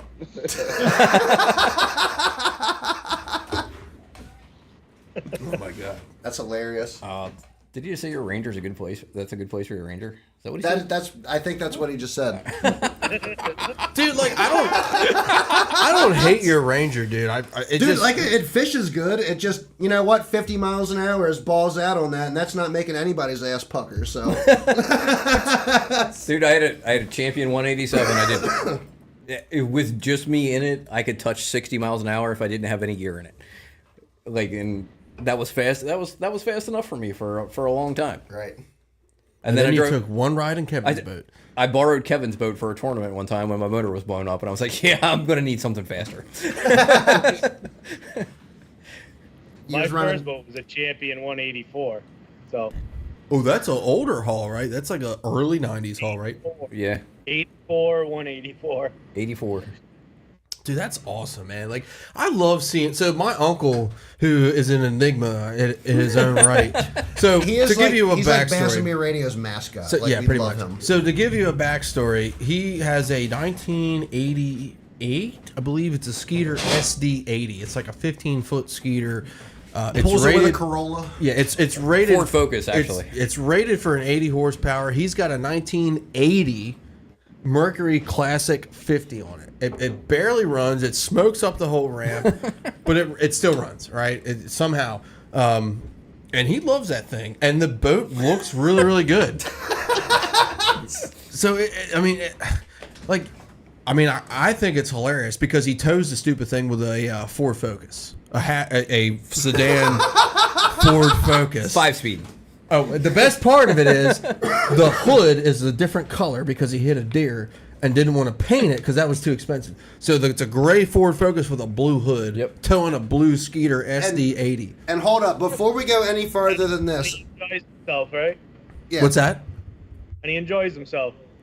He must because he doesn't ever catch a damn thing. dude? And before we even go any further with this story, me and my fishing partner would pull up to the ramp very often and see this dude launching his boat with this Ford Focus, and we were always like, you know, you just get excited, dude. We were just like, No, rooting the guy back on. then Like, it we're so glad you're out here making it happen with your Ford Focus. Like, you are absolutely legendary. Back then, it was probably the Ford Fusion. No, Yeah, it was a Ford Escort hatchback. That's what it used to be. With fifth gear was smoked he's out. He could pulling only this- use fourth gear. He's pulling this fiberglass unit with this car that can barely pull it up the ramp, and he's there like every day. And I was just loving this guy. And then we started Bass and Beer Radio like 2 years ago, and I meet Tony, hanging out with Tony, and Tony's talking about his uncle pulling a boat with his car, and I was like, shut the fuck up. I was like, that's your uncle? And he's like, yeah. And I was like, your uncle is a legend. Dude, it's comical. It'll smoke the clutch, pulling the damn thing off the ramp. It's great. Yeah. Well, so all right, so it's like fishing with like Bill Dance. Like you've seen the clips of Bill. It's the same shit. It's just a Like, constant blooper reel. Yeah, essentially, because all his rods are either old shit that I gave him. Of it's just like it's so old I don't want to use it, or Zebco 33s that barely work, and it's just that's you see what you see is what you get, and it's entertaining as all hell. Like true, it's just awesome. But I'm gonna tell you right now, this guy, like he's a gifted piano player. That's why like it's just weird. if you, so my grandmother's like 90 years old and he still stays with her because she's old and whatever. If you hear the piano in the living room on the TV, you'll hear it in the piano room in about 3 minutes, note for note. I mean, it's like, holy crap. So it kind of makes sense that like two wires don't touch here, but they touch here. But yeah, it's incredible. Yeah, it's just hilarious because, and like, we got comments we got a comment right now. We just described this guy and like 3 comments like, I saw that guy today at Joppatown. Like, oh my God, it's unbelievable. And yeah, and the best part is we have a Chevy 2500 that sits in the driveway, perfect for towing boats. He's like, yeah, I don't want to use it. It burns too much gas. I'm like, it's a 15-minute drive, dude. What are you talking about? But he just, I don't know. It's incredible. So which one of you almost died on Oneida? Oh, dude, that story. Oh my God. I said don't. Yeah, that was Yeah, it was Oneida. No, it was. Or was it Cayuga? Cayuga. That's what it was. Cayuga. Yeah, sorry. Yeah, that was me. That was just such a. almost died. I didn't die. No. It was just such a. When I heard you say that before a few weeks ago, it was such a small world thing because I was like, I think I know who he was with. As soon as you said Black Phoenix, I'm like, no fucking way. Yeah. It Yep. was. I was like, shit. Yep. It is a very, very small world and insane. Yeah, that's Still crazy. still just an insane story. Yeah, that is ridiculous. No, I know you. I know you guys weren't like in like danger of like dying. So That boat died. but We got lucky that we got to the only sandbank on the whole like west shore. yeah, No power, taking on water, no bilge. Just like Like- 4-footer taking on water. And luckily the wind blew us enough to the bank where the boat would only go so far, so we had to jump out and actually pull the boat. No power pole, so he was using his skeg as like a power pole, and it's just every wave, his skeg is slamming into the ground. The water's coming over the back. So what- water- I mean that's got to be. I mean that's got to be like a surreal experience. You know, like it's something that you don't think about. It was like happening that when you're scene out in there. Forrest Gump when Lieutenant Dan was up on the shrimp boat, kind of like, you know what I mean? Right. Yeah, it really kicked in once I had to swim from one boat to the other boat with my fishing net over my head. That was fun. So like, what caused that whole issue? Like spearing a wave or just one too many over the bow? Like, what's the deal? We ran, we started up, made our first run to our spot, fished there for like an hour and a half. I had like one that was just over 5. He had 2 that were like maybe 3.5. I went to go move to our next spot. Motor wouldn't start. So then we're trying to jump the motor to get to start, and the trolling motor batteries were too dead to even start the big motor, and then it caused to kill all the trolling motor batteries. Then we had no trolling motor. It was just this jump pack that they had was dead. It was. But why It was were the nightmare. batteries dead? It sounds like this was early in the day. He had some sort of charger issue. He Yeah. had like the Walmart $99 batteries in there that he must have had an issue before, and put those in there for a temporary thing. It just didn't fix the problem. Wow. So like, it's interesting that you say that because a guy in my bass club, he's got a really, really nice Express. Like, I don't know if you guys have ever dealt with Express. I think it's a really, really well built boat, but he had the power pole charge and he had lithium batteries, and for a long time, like issues, like he would come to a tournament, crank the boat at the ramp, and just nothing. And I was like, dude, that sucks because you got almost 10 grand tied up in batteries and chargers and your shit doesn't start. Like, that's fucked up. PowerPole had some issues with the charge in the beginning, but I think they worked most of that out. Yeah, it's their charger. So for those, and the only reason I'm going to say this is because you didn't know Why wouldn't about you it. just buy like a Minn Kota charger or somebody that's so the been power- making chargers? Paul So can the explain power- it better than So the me. power pole charger will actually charge your trolling motor batteries as you're running. So where on your normal setup, It's got like an alternator, so your alternator is on your motor. Yeah. Normally that charges your cranking battery. right? The power pole charge will distribute that power to whatever battery needs it. So if it needs to go to your trolling Okay. motor batteries, it'll charge your trolling motor batteries. If it needs to charge your cranking battery, it'll charge your cranking battery. So it's in theory, it's a good system. In practice, The technical there have been some difficulties. issues with it. Yeah. Right. Okay. Right on. That's a cool concept though. Oh, dude, it's really cool. And like, I've heard that the bug's been worked out, but I don't know, man. Like, lithium batteries are really interesting because we talked to Matt last week or 2 weeks ago. I bet you they have some. I bet you they know a little bit about these lithium batteries and how these boats run. Yeah, like lithiums are like, to me, I can't justify it, and I know I'm probably wrong. I'll never go back. I can't justify it, but I know I'm wrong. It's just like, dude, I can go to Walmart and be like, "Yep, give me that Group 29," and I'm gonna like walk out of here with the fucking shopping cart folded in half because I got 4 of them in the front of it. Like Walmart back then, pick up a lithium of the same caliber, group size, and it's like with your pinky you can pick up the lithium. Well, see, I use the Walmart batteries to do curls, so it's kind of a double-edged sword. But no, I'm not that strong. You guys run these faster boats, and you restore these boats and the new technologies, and you do these boat builds and everything. What do you guys recommend? Are you guys on the lithium side? Are you still on the lead acid side? Depends on the boat. My Blazer was terrible with lithiums in it. Really? I have a Wanted the weight in the ass. Yeah, I have a buddy with a Phoenix 721 that's the same way. He runs AGMs for his trolling motor because he tried lithiums and his boat ran like crap.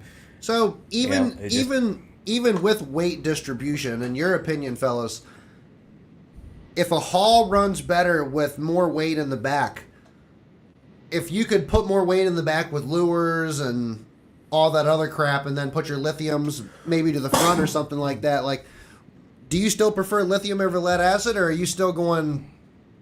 I probably didn't word that the best way. You know what I mean? It just depends on the setup. Just depends on the setup in the boat. And how much money you want to spend? Yeah. Right. Yeah, I mean, the cost is coming down a lot on them, so it's getting easier to swallow the pill to buy lithiums, but I heard some.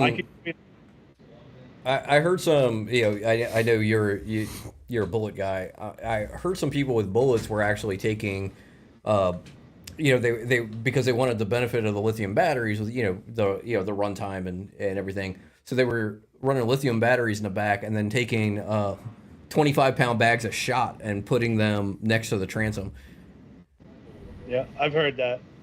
Really? Yep. Should I be writing this down? Is that a thing? Nope. I probably wouldn't recommend it. I'm not going to get lithiums anyway, so I'm just going to run Walmart batteries in the Bullet because it's a 2002. That's all that was available when that hull was designed. So. Right.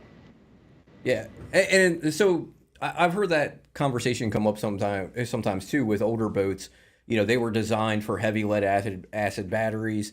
So is there truth to that? Like that's kind of the way that hull set up, and that's why they run better with that heavier weight in the back, or is it just the weight distribution and being able to get the bow up? I mean, I think there's some truth to that. A heavy ass is always going to be fast. Retweet. That's what I'm talking about. That's what she said. That's what he said. Because you're just getting it up out of the water more. That heavy ass gets you up. Yeah. Yeah, this just went the wrong direction. It went the right direction. No, it did. This is went beautiful. Yes. It was true in nature is true in bass boats, all right? You can't fight it. So, I mean, obviously, and each boat's different, and the way that you have like your gear put into your boat's different. So, what boat out there, new or old, has the best layout for being able to have all your gear on there, and have it placed where it needs to be? Is there one boat that has like the perfect setup for their rod lockers, their storage lockers? That the batter for the back, ballistic. That's a tough one because I don't think any one has it perfect. No. All right, so walk us through. You got a 21-foot boat. How are you laying everything out? As far as tackle? And everything. Batteries, tackle, storage, rod lockers, you name it. Just take us through the whole boat. Man, that's a tough one. To run the best. You're putting them on the spot right now. Hey, they're the experts, man. That's what people want to know. It depends on the hull. Like if it was your bullet, I would say run lead acids. Make that boat as level as possible. Like take a level out with you on the water and put it on that deck, and make sure that boat's level with you in the driver's seat. If that makes sense to you. No, Yeah. yeah, for sure. No, I know. Make it so much easier to drive. For sure, I've noticed with my new boat that if it's just me in the boat, it's a little off level. You know, it sits a little toward the driver's side. But then when I get another person in the boat, then it runs. Then it runs fantastic. So it's like one of those like, do I set it up for just me fishing in it, which I do most of the time, or do I want it to run the best when I have somebody in there during a tournament when it matters? Yeah. Well, you can do both ways. How Set would it it? up for speed runs when you're gonna be by yourself, and when you're gonna fish a tournament, move some stuff around. Yeah, know how to set it up both ways. I think my problem, the problem that I have is my batteries, because I do run lithiums, and all of my batteries are on my trolling motor batteries are on the left side, but I'm running an X2 Power AGM for my cranking battery, which is on the right side, which weighs like 185 pounds. So They're heavy. They're Yeah. not fun to pull on the bilge. Yeah, those things are no joke. You want me to pull it for you? Paul? I got you. I actually pulled a chest muscle putting it into my bilge. You should have called me. I would have done it. Scott- Would have been my workout Pretty for the day. insane. Scott Dice makes a good point. He says, keep in mind the weight of your trolling motors now, too. These trolling motors are getting pretty heavy with everything they they are. got For sure. going on. Yes, they are. My So, troll, you know, you- my trolling motor weighs 105 pounds. Are you serious? Yep. Dude, that seems like a lot. it's a lot of weight. That really seems like a lot Right of weight. on the very tip of your boat. Yep. 105 pounds. Hashtag just the Then tip.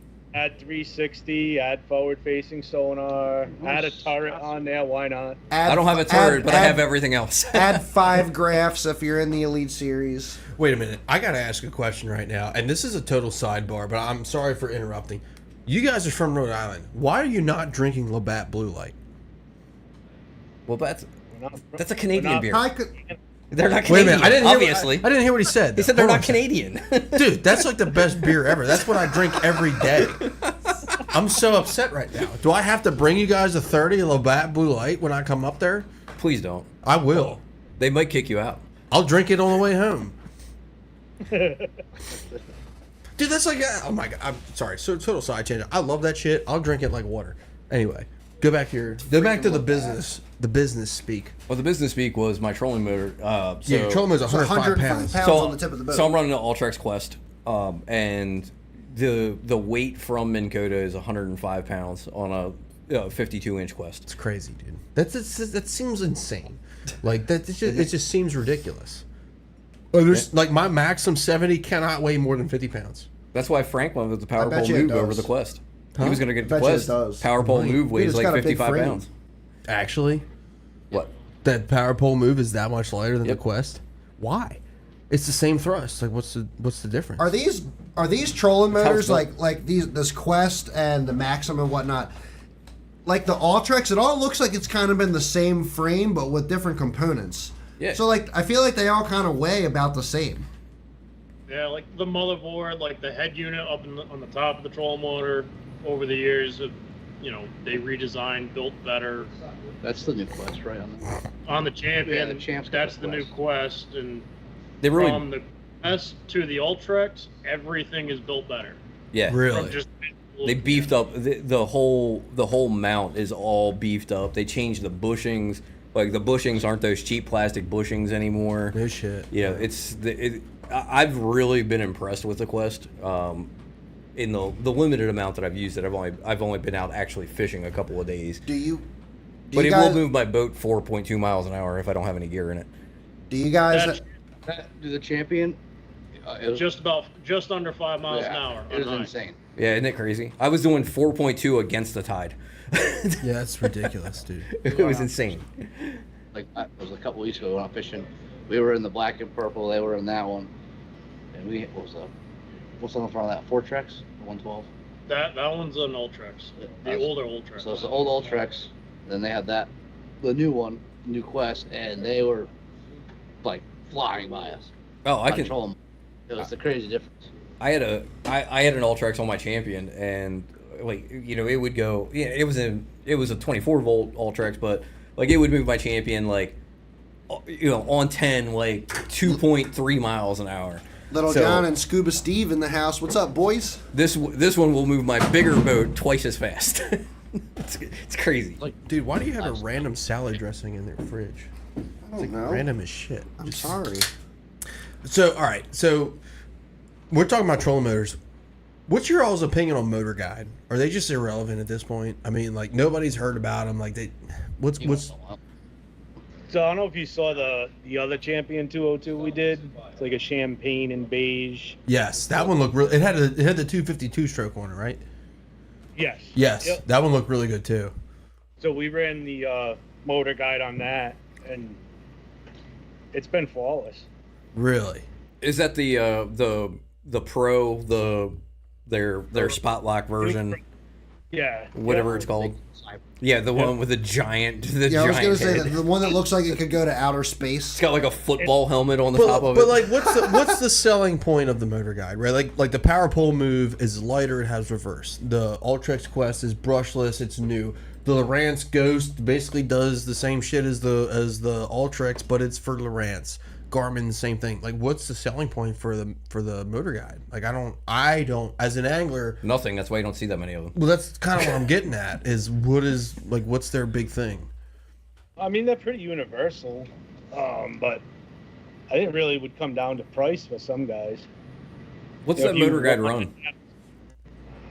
I haven't even priced one out in a while. Yeah. I mean, nobody wants one, but I think the last movie is Yeah. not Champion.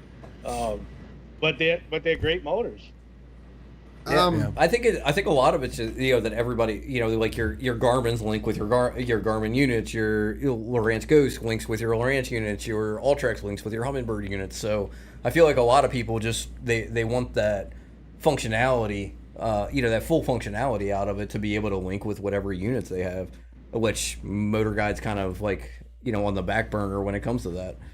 Well, I just feel like they kind of left them. They've allowed themselves to be passed by. Like all these other companies are coming up with innovations, and you know, personally, no offense, I'm not spending the money on a Quest. I think the regular Ultrex is for me perfectly fine. They were the first motors with spot lock though. That's Oh really. no, I agree with you. But like, why should I get the Motor Guide?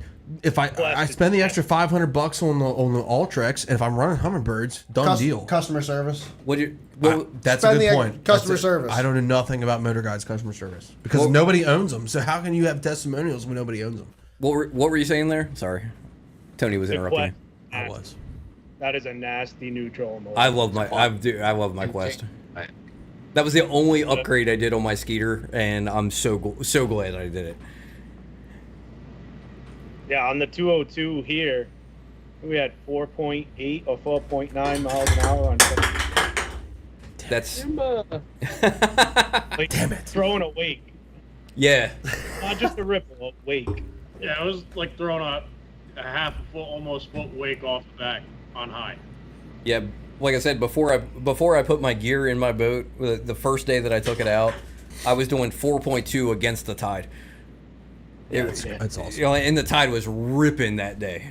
What is your most requested trolling motor to go put on? What are you guys installing the most right now? Do you have a lot of Quests, a lot of Power Poles coming in, or do you have a lot of people that are still requesting the normal Ultrex and whatnot? It's been a good mix. A lot of guys have talked about the move.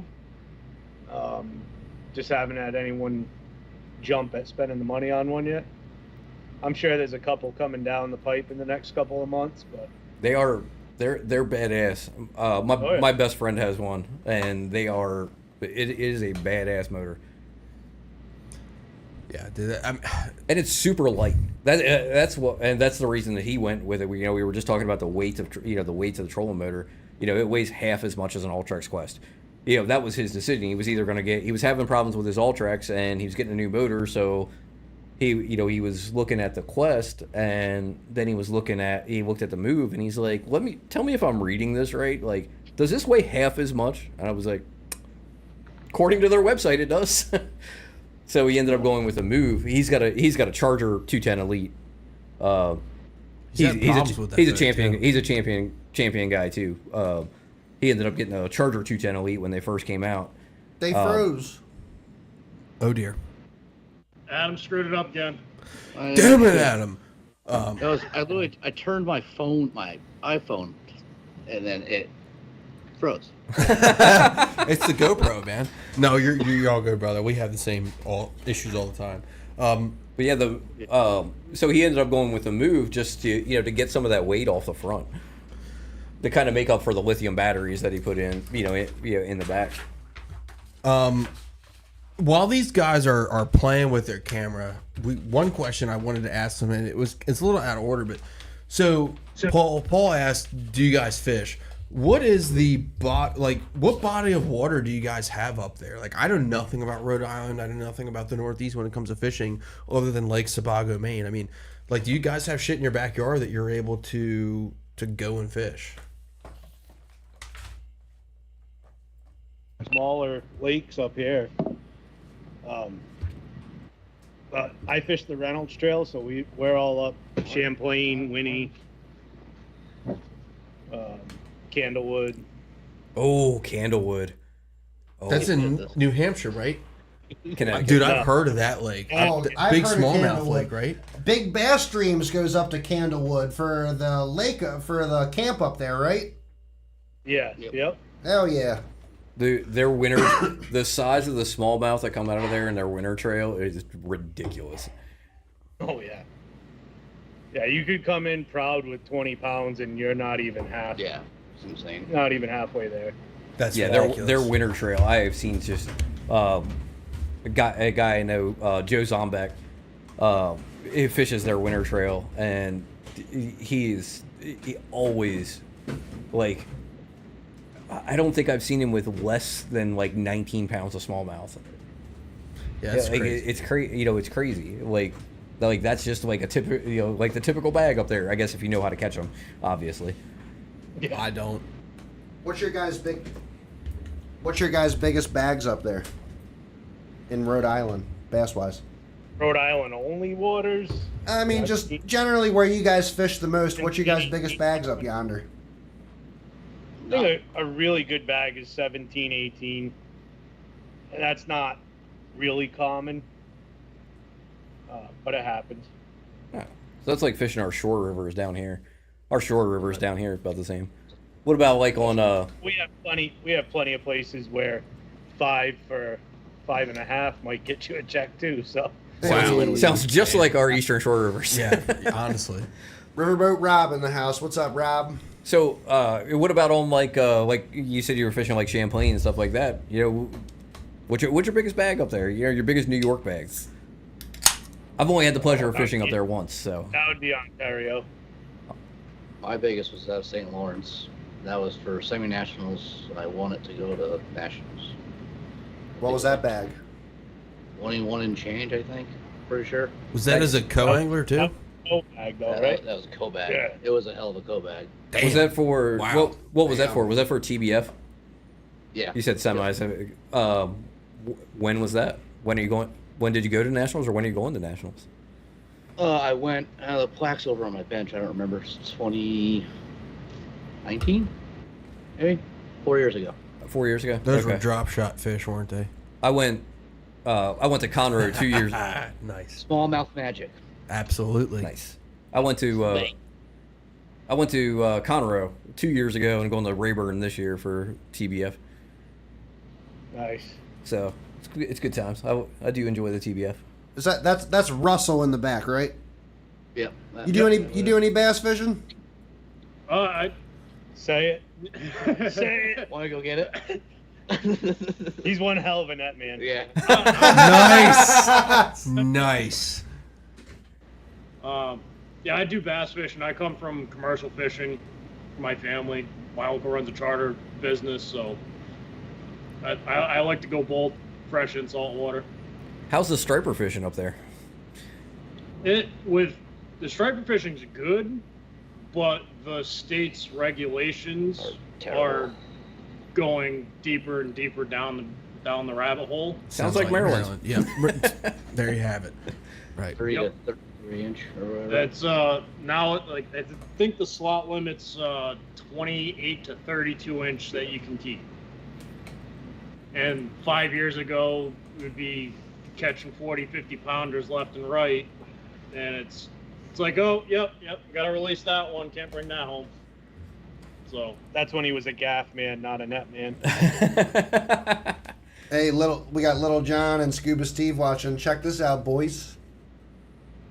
Ooh, some new toys. New toys Got for that Chad. Black Talon Customs up in here to be throwing later on.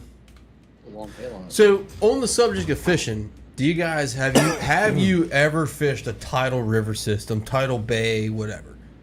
For bass. Yes, and I'm terrible at it. Dude, come down Me and too, fish. brother. Come down and fish with us. Oh my God. All three of y'all's. Come on down. Our Thursday night series is like, it's kind of like the WWE, but for fishing. Like, I made promos against Riverboat Rob, and he never came back at me, so I kind of hold the title. But, you know, we don't need to talk about that right now. Small tournament fishings, little derbies do not get any more fun than the Thursday night 3 for series that Middle River Bass holds down here in Maryland, man. It's Yeah, just, No. Thursday nighters are definitely like the highlight of my year. Oh, Yeah. 100%. I'm looking forward to him already.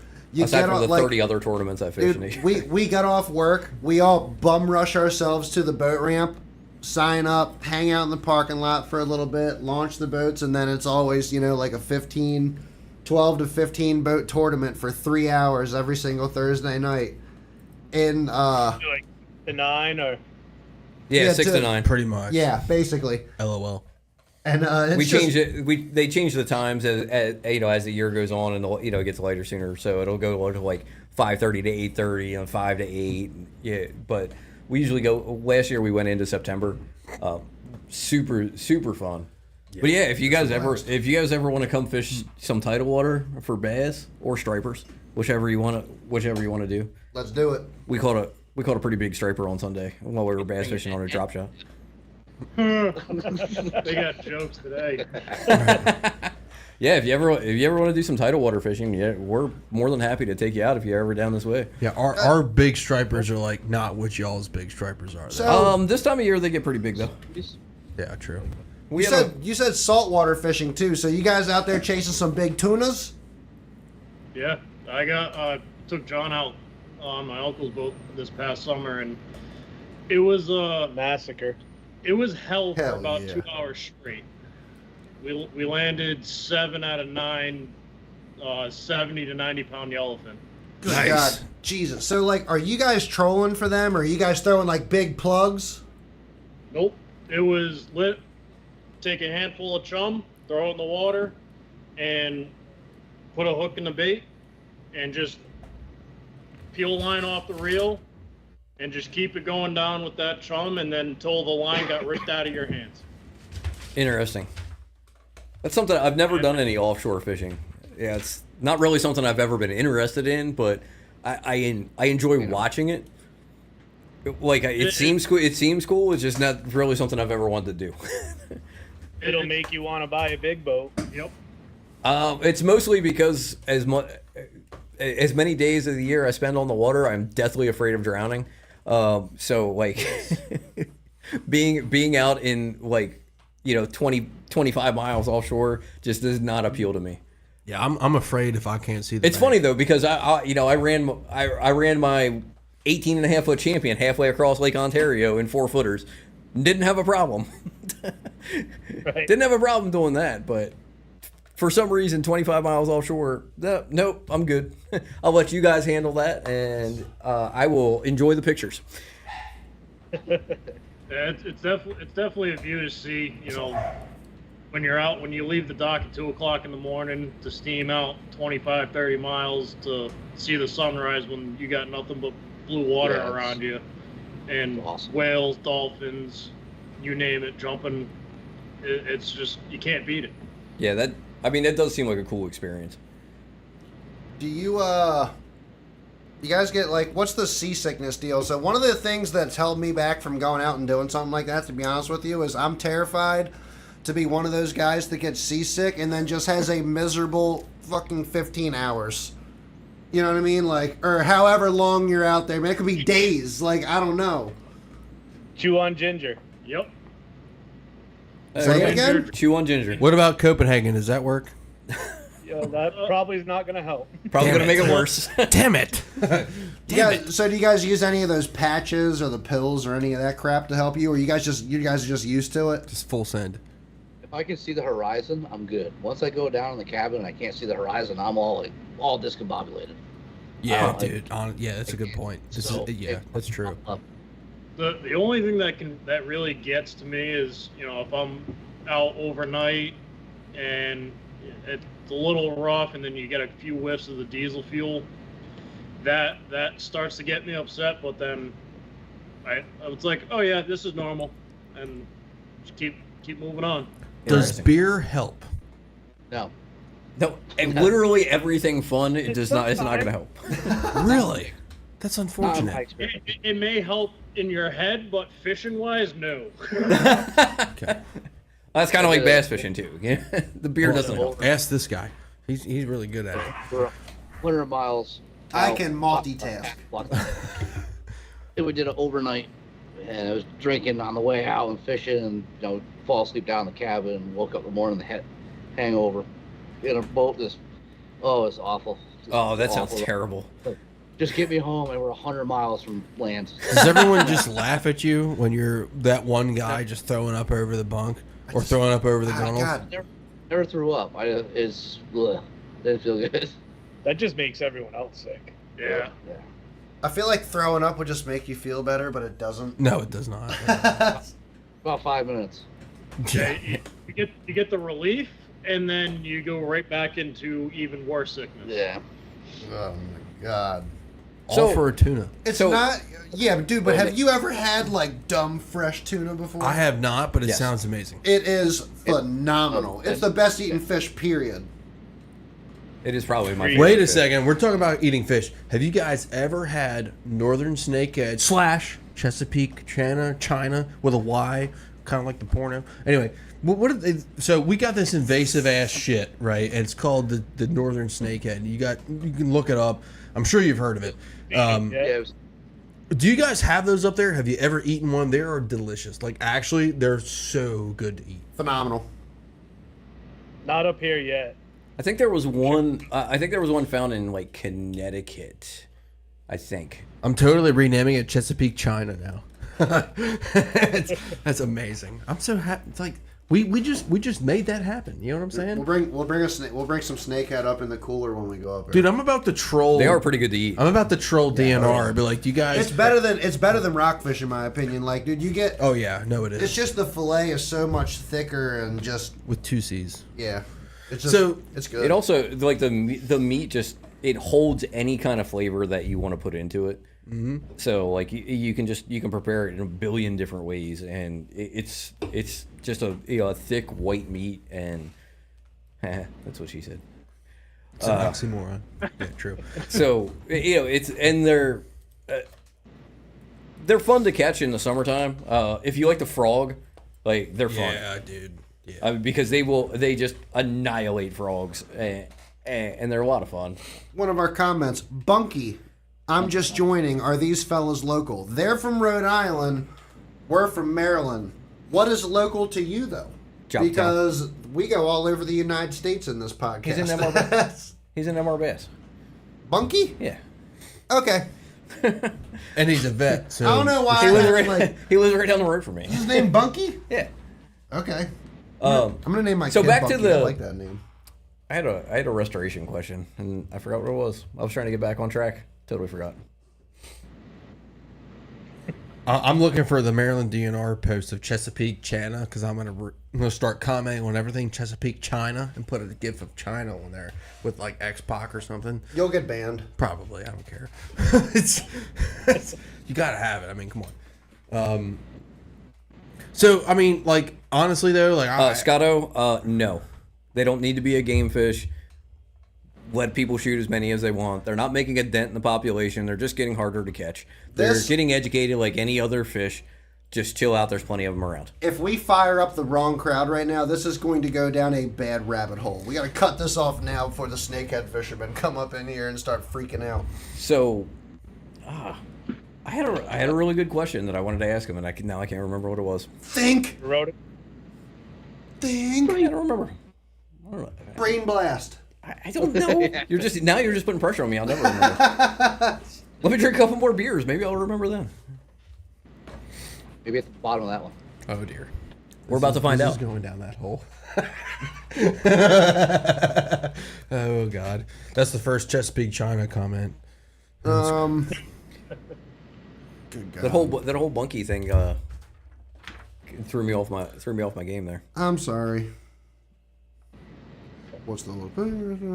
So, like, I mean, all right. So let's say this: you got a guy who maybe you run into at a bar, and excuse me, you're talking to him. You're saying, hey, or he's telling you, I'm either looking at restoring my late 90s, early 2000s 20-foot boat versus buying a new boat. What do you guys tell him and why? It really has to come down to their budget. You know, if you can afford to go out and buy a brand new boat, and if you can afford to write a check for it, good for you. If you can comfortably afford the payments and with the insurance, For the rest of fine. your life. But if you can't afford it, why put yourself in a position? For sure. Keep the boat you got, put a few grand into it here and there, and make it something that you're proud of. I mean, I just don't think a lot of people realize that restoring these old boats to bring them back to like new quality is an option. I mean, because outside of a company like y'all, I mean, We don't have anything around like that around here. He's exactly right. We don't have the ability where we are, and that's why I'm really, really happy to have you guys on the show, because I there's didn't somebody out recognize there that that was does an it. option. Ex- I didn't Yeah, even recognize it was absolutely. an option. I mean, I knew it was to an be honest with option, but like I said, there's nothing around. I knew I knew there were people like in the Midwest that did it, but I didn't know of anything closer until I found out about you guys. I mean, you brought up a really good point though about like the affordability. Like, when I just bought my boat, I had like a specific price range, to make sure that it was within budget. And if I couldn't make something work within that budget, I wasn't going to buy a new boat. I was going to do. I was just going to repower the Champion. I'd just run the 18.5-foot Champion. I was going to throw a 175 shell on it and go. And that's that was kind of my plan. Now it worked out. And I think a lot of people are really getting in over their heads with some of these boats, and it's going to catch up to them at some point. Agreed. Where they could have just bought a used boat and come to you guys, get it looking right, get it wired right, and have a boat Sort for. of everything at once either. You come in and do your You 5 gotta make grand, it safe before make you it can safe, make it and then- pretty. And then keep making every so often when you can afford it, put your money into it. Right. Make it better. Yeah, absolutely. I mean, that's from an affordability standpoint. That's so much of a better idea. If you're really, passionate and you're into bass fishing, you want to fish tournaments and stuff like that. But, if you're making $60,000-$70,000 a year, you can't afford a brand new bass boat. No, Yeah. dude, no way. Bunky, these are definitely your go-to fiberglass guys for sure. Definitely check them out. Yeah, we don't. It's funny that we don't have. As much as we have. It's a huge boating area. It's a huge boating area, but it's not a huge bass area. So, a lot of the people that do fiberglass work around here don't do fiberglass work on bass boats because they don't want to deal with they don't want to deal with the fleck the fleck paint. They're doing bay boats. I'll tell you, That a are call, that are white and easy to fix, and that's it. A phone call that I've had numerous times is, with the Bullet, I called probably 5 or 6 people, and they were like, yeah, man, Bullet, like transom, blah, blah, blah. Hey, what kind of boat is it? I'm like, it's a Bullet bass boat. And they're like, we don't really do that. And I'm like, really? You'll do a Grady White for 10 grand, but you won't do a Bullet? Like, what's the deal? And he's absolutely right. We don't have that. We don't have a company like you guys in our area. So people, like me, I got a 20-year-old, 25-year-old Ranger. It's like, well, what do you do? But I mean, how far? Have you ever been to Baltimore? Oh yeah. About how far away is that? I'm sorry about that. Yeah, really. 6.5 hours. 6.5? That's not Yeah. bad. It's not No, terrible. that's nothing. It's not terrible. Still hauling the mail.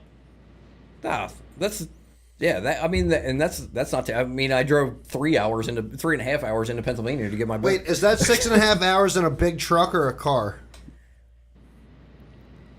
Well, I don't drive a big truck anymore, so I can say I could make that in 5.5 in a big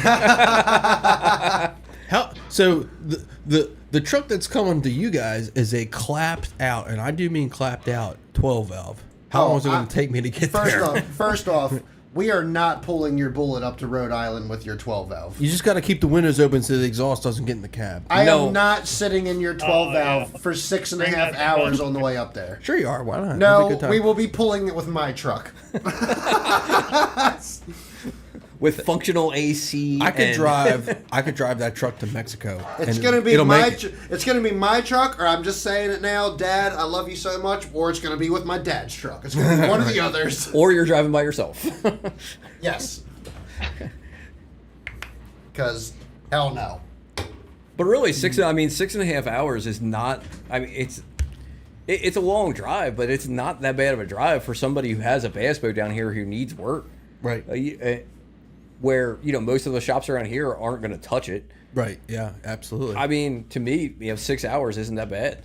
It's not at all. I was literally running in the wintertime. I didn't snowboard very much this year, but dude, I was running up to Vermont and New York up to Hunter Mountain, which is 5 hours and 6 hours, Weekend 6.5 hours for weekend trips. So it's like it's really not that bad, It's a rough weekend. especially for this. These guys are cool. I like it. That's a lot of Copenhagen. Like, I mean, that's one can on the way and one can on the way back. It's really not that bad when you think about it. I mean, I guess.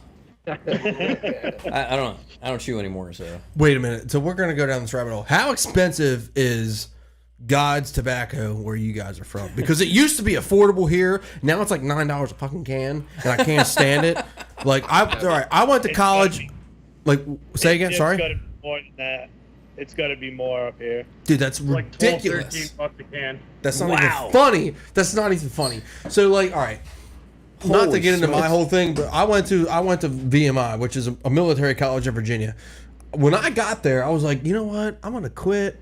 Like, I was 18. I've been using tobacco for 3-4 years. I'm like, I'm gonna quit. And I got there, and dip was like $2 a can. I'm like, yeah, I'm not quitting. Like, ain't no way. And now, dude, Copenhagen here is like $7.50 a can. And like, I swear to God, I'm gonna get a American flag tattoo with the 13 fucking stars on it and just be like, yeah, this is bullshit. You guys shouldn't be able to charge me this. This is unconstitutional. $7 for a can of Copenhagen. And now it's like, oh, you guys are telling me 12. Dude, that's ridiculous. I remember I fished a tournament on Chautauqua Lake in New York, and I went to buy a can of Grizzly. Grizzly sucks. Okay? And it was $9. I was like, what the fuck? Dude, it was like 2017. I thought I was going to shit my pants in the fucking gas station. Now I'm using language because I'm pissed What off. did I come back to? So when I was in my mid 20s, so this was like back in like 2007, we drove to New York to buy a set of rims for my buddy's car, and like we stopped off the turnpike to grab a pack of cigarettes back when I smoked. It was $12, and they only had Newports. they only had Newports, and it was $12 a pack, and that was in 2007. That's disgusting. That's cheaper. That's The gas God, station up the road is 15 and change. Holy smokes, dude. I am Have so how glad have I you don't guys smoke not anymore. began an armed revolt? Like I'm just. That's a general question. That's an honest question. They just don't smoke. Yeah, quit smoking. That's crazy. Oh my God. You I'm know, never going to just complain because about an $8 can of Skull. Well, a Skull's like 11. I'm never going to complain. All right. So the one good thing that came out of this is Grizzly came up with a new brand of dip called Cougar. Who doesn't love a Cougar? I mean, come on. So like that's, I mean, Anyway, back to boats. who's going to deny that though? I mean, we all So love I remember my question now. Like a Bass Cat Cougar? yes. any kind of Cougar. So, do you guys have any cool projects in the pipeline that you're excited to get to work on? Well, it's, We got a bunch of stuff coming in and out all the time. We cranked one out. Yeah. We cranked out a pontoon boat today, completely ripped it down to the logs and put it back together in a day. Wow, that's impressive. New subfloor, new flooring, put all the furniture back in. Wired it all back up. Oh, I got a friend of mine, Mike Rizzo's center console over there. We did a pretty cool wrap on it across the way in the shop. I'm scared to touch the camera, but I'm gonna do it. Oh, he's gonna dear. screw it up. The Michael Jordan wrap. Yeah. Dude, I nice. can't not look at the champion though. I know the champion. It's like, oh, I'm trying to look at the wrap, but there's this beautiful champion in the way. Oh my god, it looks I so wish I good. could bring the camera closer to it, but I have an 8-foot cable, and that's all I. You So guys what's saw the- the decking on that boat, right? Yeah, Yeah, that thing looks sick. awesome. God, that. Should have like brought it like right here. Yeah. So you mentioned there's a charger there. You called it the Iron Man boat. Is that just the color scheme that's on it, or did they have something Yeah. going on it? No, it's red flake with gold and gold. And silver, so it looks like Iron Man suit. That's sweet. That is awesome. He needs that limited edition face mask. Does it have I anything sold that it. glows That I light just sold. blue in the That- boat? He needs that as the race face. That's what he needs. The Not Iron Man yet. mask. Yeah. I just Gonna sold read my that. Yes, sold my Iron please. Man save face mask. would have went perfect with that boat. Absolutely. No, that's cool though. Like, I mean, it's always. Wait, I follow you guys on Instagram now, so like, I'm excited to see what you guys have coming, and what kind of what the next big thing is. That's going to impress me. We were talking last night for a little while, and I know, I mean, kind of off the top, you guys kind of said you guys you've moved from 1 or 2 different shops already, 3 different shops already. It's the third shop. You're in your 3rd shop now, and you could upgrade and go to a bigger shop already. So, 5 years from now, where do you see you guys? Where do you see you guys being at? Yeah, what's the goal? Goal is to have an actual waterfront marina. Oh hell Okay. yeah, that's awesome. Great goal. Freshwater, saltwater, but the freshwater property is just so limited up here. Yeah. But we'll get there. Yeah, absolutely. I mean, So I can't wait to see when you guys do get there. I really can't. I feel like I'm so lucky because I feel like we caught you guys at the perfect time because y'all, with the work that you guys do, you're going to blow up. And I hope that we help you get there with the exposure. Not that we're anything special, but I really do hope that you guys blow up because when I see the quality of stuff that you guys put out, it's remarkable. And that's the best way to say it. And I really, really hope that y'all get there. And I'm just excited because what you guys do is so awesome. And it's also like from a working man standpoint, you give us an option. You give a working guy an option to say, I can't afford that new boat. I'm going to take my old boat up to you guys and you guys are going to make it new in a price point that makes sense to me. And to me, that's what's the most important. Like all of us here agree that is in our area, that's unheard of. It's not an option. But I'm really excited that we hopefully brought your name out to some new folks that are willing to take that drive and get that 20-year-old boat and make it like new and fish out of it for another 10, 15 years. You say that price point's reasonable until you start putting 300s on the bullet. I'll put a 300. Well, I'll put a 250 on the bullet. Maybe a 300. We'll see what happens. Well, if you stick with Mercury, then just buy a 300 and a 250. And when you want to go fun, it's 4 bolts and a harness. Oh my God, that's a lot of work. I do have. All right, so I got block and tackle, but I don't know that I have a tree sturdy enough for that. That's how redneck I am. We use trees to pull motors, not garages. Nothing wrong with that. Right. Works. It works. I got a tractor. Oh, That's yeah. true, We're good to yeah. go. I don't know what you guys are like, what you're worried about. I got a big ass tractor. We'll pick that thing right up off there. Yeah, no big deal. I'm worried about me drinking too much beer halfway through it, not being able to finish the You job. don't and have I to pick gotta it up. fish You the just have to next hold the day. weight. That is one of the problems with coming to my house is the alcohol consumption sometimes. Yeah, there are quite a few Blue Moon cans on this table right now. Well, 3 of them already fell off. I can hear you kicking them under the table. No. Yes. Oh shit. Oh man. Well, We have been on here for almost 2.5 hours now. Do you guys have any remaining questions that you want to ask JCS Marine while we have them on here? I'm just good. excited to see their next build. I'll just say thanks for joining us, and I'm really excited to see where you guys go. I think it was a great interview, and I'm like, honestly, like Paul said, I cannot wait to see where you guys go. And I'm very privileged that we were the first people that reached out to you, because y'all are going to have more. For sure. We have one question. Tony, go ahead, guys. I appreciate you guys having us. Oh, absolutely, No, man. no, thank you for Pleasure's coming all on. ours. We definitely want to run it back and do it again. Come up and visit you guys. We have a couple questions left in our comments here. Little John says, Tony, can you tell us what the wrap for the bullet is supposed to be, or is it going to be a surprise? No, the bullets. The cat's out of the bag with this one. It's going to be a custom Bass and Beer Radio wrap on the bullet. It's going to be that light blue that you've seen on our Facebook profile picture. The sponsors that have been with us since day one, probably going to have a JCS Marine logo on there because it looks awesome. Because that's what it's all about, right? It's about those UMA crankbaits. It's about Bass Munitions lures. It's like, we all love Strike King, right? Strike King doesn't need Bass and Beer Radio. Strike King doesn't support us, man. Like guys like Tyler from UMA, guys like Larry from Bass Munitions, guys like Warren from Taylor Lures. Like, they're local guys that we empathize with, like you guys. You guys have a vision and a dream, and like that's what gets me fired up. Strike King's great, but they don't need a local group like us to get their name out there. That's what it's all about. It's about the little guy getting together and making the shit happen, getting on the same team and figuring it out, and like making us all better. And that's what I want to do with the wrap.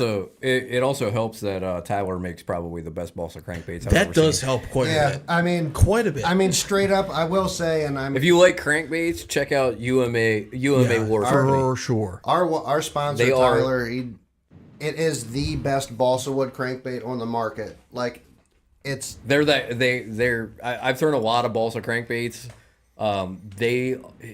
His crankbaits now are zooms from the zooms. yeah. To the I was just going to say I'm they dead are ass serious. they are They're up like- there with like the Zoom WECs. Like they're very, very good. So if you like crankbaits, you guys should check them out. We'll try to bring a few with us when we come up to the JCS shop. Oh, we cannot wait for that. Going to be a badass video. It'll be fun. Awesome.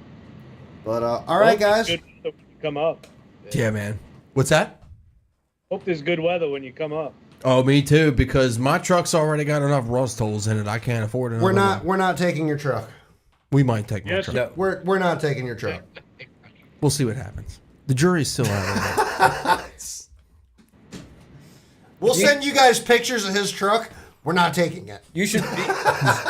So you should be. You'll be fine. You should. I just want the motor out of it for my Humvee. That's what I'm trying to say, dude. Like, Oh, dude, I that's forgot what about that, like. dude. Oh, my God. You know, bro, I have spent way too many hours in that almost identical Humvee. You're gonna be in there drooling over a champion. They're gonna be out yanking the motor out of your truck. It's all a distraction. You know what? Dude. Your motor in that Humvee would be justice. I have so many hours in a 10. So just in case you guys didn't know, I'm sure you guys did. That's a 1097, probably A2 Humvee. I have spent so many hours in one of those goddamn things. Like, it's super cool. It's badass looking. Me personally, if I could go the rest of my life without ever sitting in one, I'm happy. That being said, I think My yours name is the coolest. Lieutenant Doofy. Yeah, that's pretty much. Almost captain, but we'll get there. Oh, we got him back. All right, cool. But hey, we really appreciate you guys coming on, man. Can't wait to get up there and see your shop and make a cool video. But hey, thanks again for joining us. We're really excited to see what you guys do in the future, and we cannot wait to just sit here and watch what you guys put out next. Thank Awesome you. to hear. Yeah, man, absolutely. You guys have a great night. See you guys. Thank you.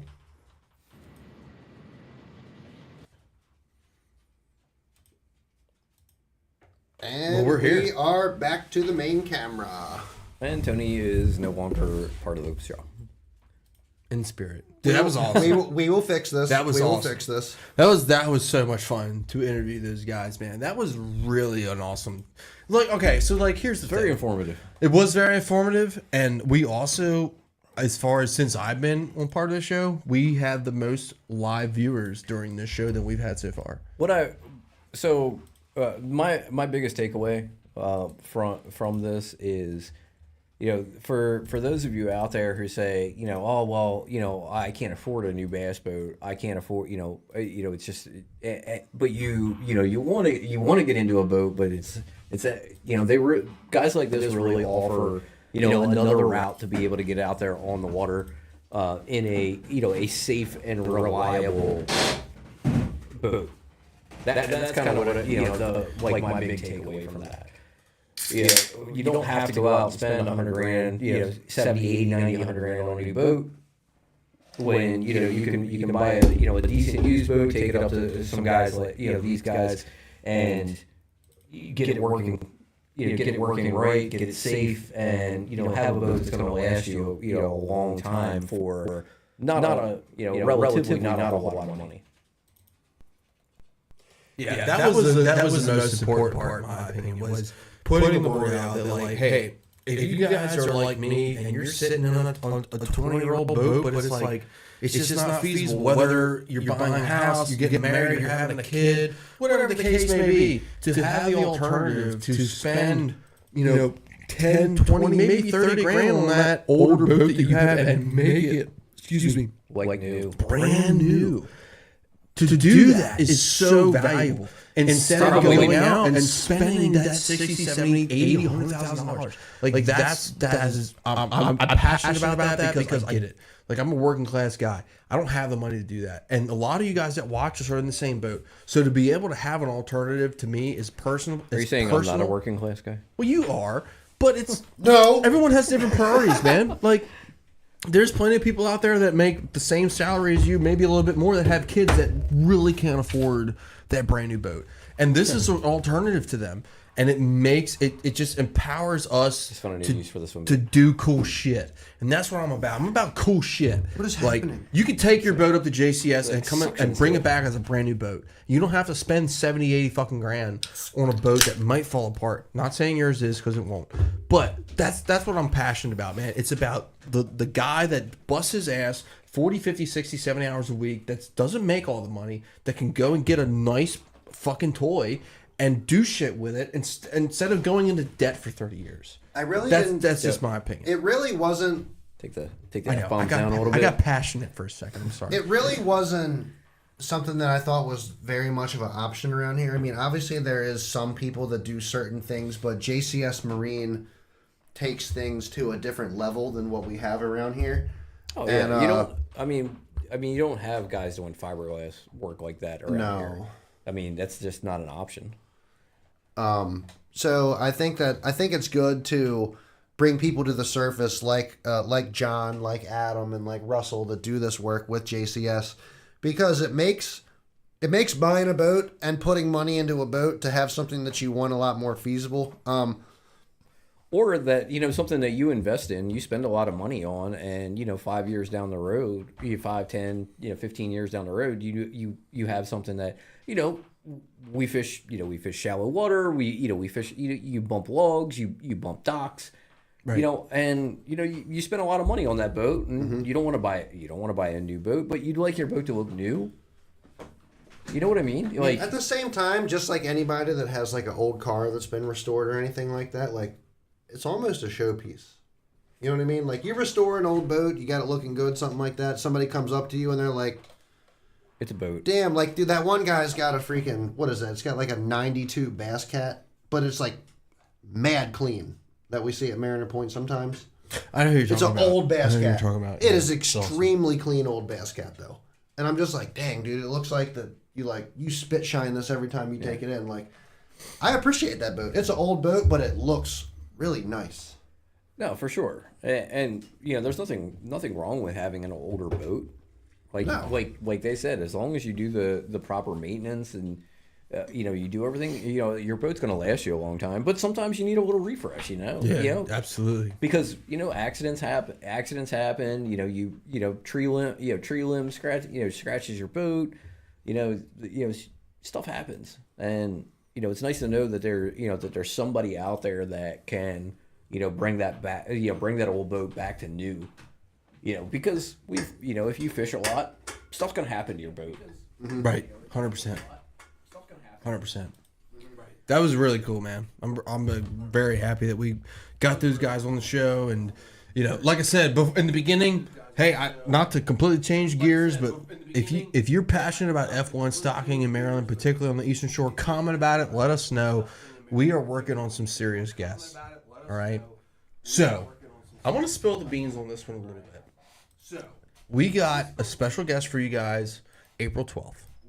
Does anyone want to tell the viewers who that is? I don't know who it is. Little John, look at your thing. Give us an update on what you got going on. I'm about to send is you a April link. 12th Team Marine? Team Marine. Nice. Andy Hauser, Team Marine.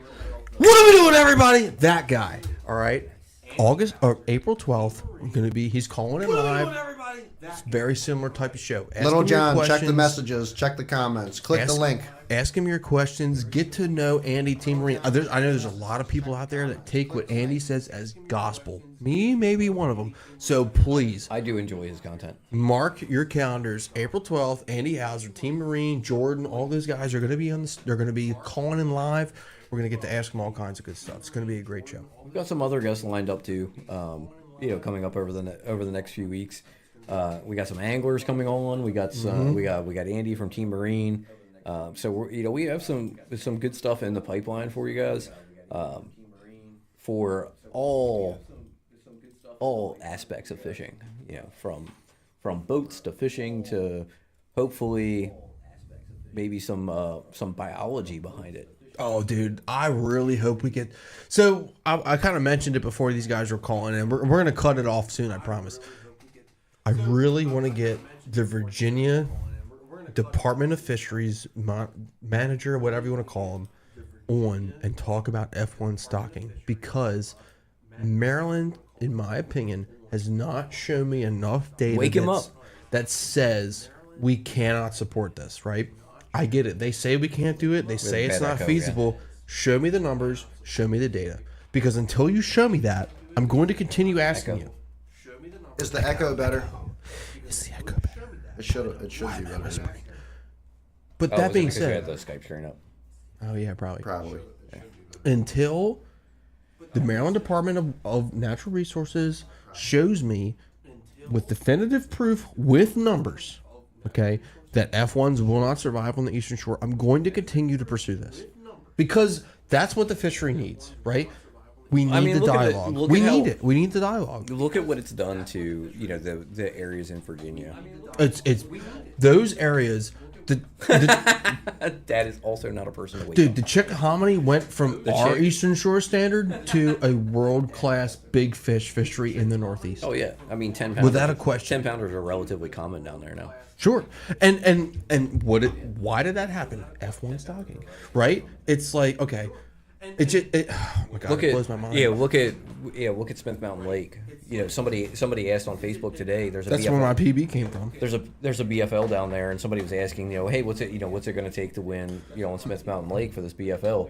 And like every answer is 24 to 26 pounds. Yeah, 100%. And it's Oh true. my God, we have broke yet again a second mark tonight. Clint Clayton. Clint's Clayton on. And we still have an is echo. on for a second time. Still echo. Damn it. How is this happening? And we still have an echo. Someone's mic's on. I don't know. Mr. Clinton, what's up? Damn it. How is this happening? But I think you're right. And here's the deal, right? Like I'm not at all in a predatory fashion saying Maryland Black Bass Committee sucks. Maryland DNR sucks, and they won't. It's and not they the won't. Black Bass Committee, to be fair. I just want to have a conversation, and I want people that make decisions to come on the show, or just to talk and just to say, look, here's why we don't support this. And I can disagree with it all you want. Just please have that conversation, because so far, Okay, Scott Sewell's coming in with some juice right now. no one has told me why we don't do F1s. They just said we don't do it. Why? Is it because the survival rate's down? Okay, what factors lead to that? The temperature's too low. What's the temperature? We don't have the money. Bullshit. You spend the money on crap all the time. Like, I heard about that, Scott. and Scott, and I'm not taking away from what the stocking program does, because the stocking program completely rebuilt the gunpowder. Completely. Without a question. Right. And people like Scott. But could we have put F1s in there and had, instead of having 5-pounders, had 10-pounders? Could you imagine? Could you just imagine for a second? Well, they'd all end up in the Northeast anyway, so. Some of them, maybe probably not all of them. You know why? Here's why. Because there's going to be 10% of them that stay in Rumsey, and they're going to spawn If they're every year. So that's another thing with F1s is it gets diluted out very quickly. It does. When they spawn with when they spawn with native population. So to be successful like the Chickahominy and Smith Mountain Lake, You have to continue you have to stock them. continually Agreed. stock Yeah. them, But again, that's the point. Like your point exactly. If you stock them, the genetics that make them an F1 fizzle out. So why is it that the argument that they won't survive? It doesn't make sense if those genetics of the F Florida strain fizzle out on generation 2. Stock the motherfuckers. Just do Stop it. with the F bombs, dude. Just stock the fish. Stock the fish, please, because to me it makes no sense. Like someone explain to me why, with numbers, with data, why it doesn't work. That's all I ask. No, I think that's. I think that's a legitimate ask. To be able to see the data that they're going from to say why, why we can't do this versus just the word of Joe Love, it's. I'm not saying he's a bad dude. John, I'm I not don't saying think he's a it's bad guy. I don't think it would be the salt content because you have Florida strain bass in the St. John's. Chickahominy, James River, like I don't know what the salt content is on the Chickahominy, but I know it's gotta be like an I know Eastern Shore. I know it's relatively high in the St. John's in Florida. sure, it's got to be at least comparable to There are our places. Eastern Shore. There are places in the St. John's that you can catch like snook and bass in the same 5 foot of bank. Sure. I mean, we all know watermen on Job Tank that will have a cast net out in the middle of the river near the 50 bridge and catch 5-6 pound bass. Like it happens. Yeah, no, bass can handle salt content. It's the Definitely. spawning. It affects their spawning. So when you get a high salt content, like if you have a high salt year during the spawn, it'll wipe out a spawn. Little John, I think last year had a lot to do with the salt content of the water. To be honest, I think we had a very high salt content last year. Yeah, I think that's why. I think that's why we saw a lack of grass, and I think that's why we saw a big push of fish back earlier than they normally push. Right. Yeah, agreed. Yeah, it's a big part of it. Because you're absolutely right. Last year was like 2 years ago. 2 years ago too. Last year was like a misnomer in a way. Even with all the grass 2 years ago, remember all those fish disappeared. Yeah, they did. Quick. So what caused that? I'm relatively certain it was salt. 2 years ago it was interesting because as soon as you saw eelgrass floating that was brown, it was like the fish were gone, like instantly. Well, I think that's when the salt started pushing in because if you think about it, we didn't have a lot of rain, so we had a very long period where it was very dry. We had drought conditions, and once those drought conditions set in, the fish just started moving farther back into the creeks. As Where that fresh as I water, could go. where that fresh water was coming in. That's the whole thing about tidal. We were There's talking just so many to factors. we were talking to a now Elite Series pro. Me and Kevin were Wes Gore, and I mean he was seeing big largemouth almost up to the 40 bridge.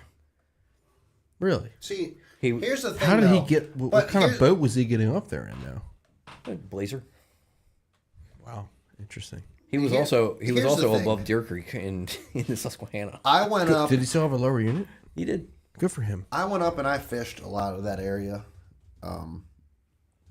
Actually, pretty late in the year, in a Thursday night 3-for, I went up there, and This was 2 years ago. 2 years. Well, this was last year. I mean, and the reason I did this was because of the salt content. I figured that the most fresh water, they'd be up in the fresh water. I went up. I spent a couple days up there trying to find a pattern up there, and it just was there fish there. Yes, There was fish. Was the fish that I needed there? No. I think some of the problem up there too is it's so clear, and those fish are super spooky. They are very spooky. Long casts. Yeah. Long casts make a big difference, but the hard part with long casts up there is you cannot target individual pieces of structure, which you need to be able to do up there. Right. Yeah. Because you can long cast down the bank where all the laydowns are and drive past it, but you can pull fish out of this, but you need to be able to flip up into them. Right, and because of the way the water sets up there, It because goes you from have so to shallow to so deep so quickly that you have to have your boat positioned in a certain way just to get in there. Yes. Yeah.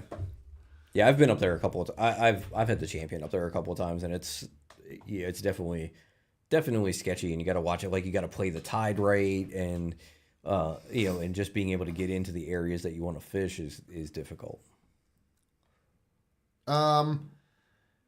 Dan, Yes. yes and no. Like, you also got to know, like, what gates are they running?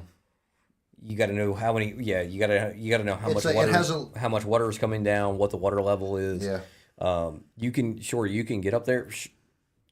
Tommy Biffle was as far up the river as you could go in the Elite Series when the one that got canceled. Wait a minute. Who was the guy? And sorry to cut you off. Who was the guy in 2009 or 10 it was a Bassmaster Open and he was catching like 22 pounds of smallmouth a day.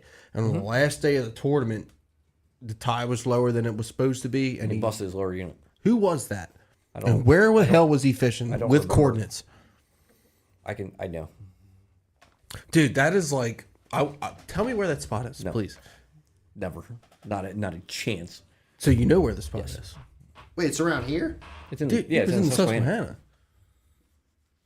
Yeah, it was a thing. It was a north. And it was in like June, right? June or July? It was in the summer, I thought. Look, there's one thing with the Susquehanna River from May makes sense. There's one thing with the Susquehanna River when you launch at Lapidum and you go up is, in my opinion, there is several community holes as you go up the river. Mm-hmm. For sure. There's several community holes that everybody knows about, and that's especially right kind there of just around, the way the Susquehanna fishes. especially right there around Bear Island. Is it Bear Island? Not Bear Island. That's on the Conway-Go. I don't know what the Spencer islands Island. are. The first island, Spencer Island. The one right above Twin Sisters. Spencer Island. Yeah. Yeah. Yeah, I love fishing up there. But the thing is, they roam around. Well, the river fish. Yeah, they just roam have to- wherever they want. They also function differently than the fish Completely different. we're used to targeting. A smallmouth in the Susquehanna dealing with the current from the dam is going to fish totally different than your normal tidal water down the bay or on the flat. Yeah, it's definitely different fishing up there. I really enjoy fishing up there though. It's beautiful fishing up there. You'll just I tear don't know. your lower unit off. I don't know really if I have the quickly. nuts to take the skeeter up there though. Do not do that. Champion, I had no problem. Do not do that. I mean, I don't run any of it, so. I run it all. I don't give a shit. I don't give a fuck.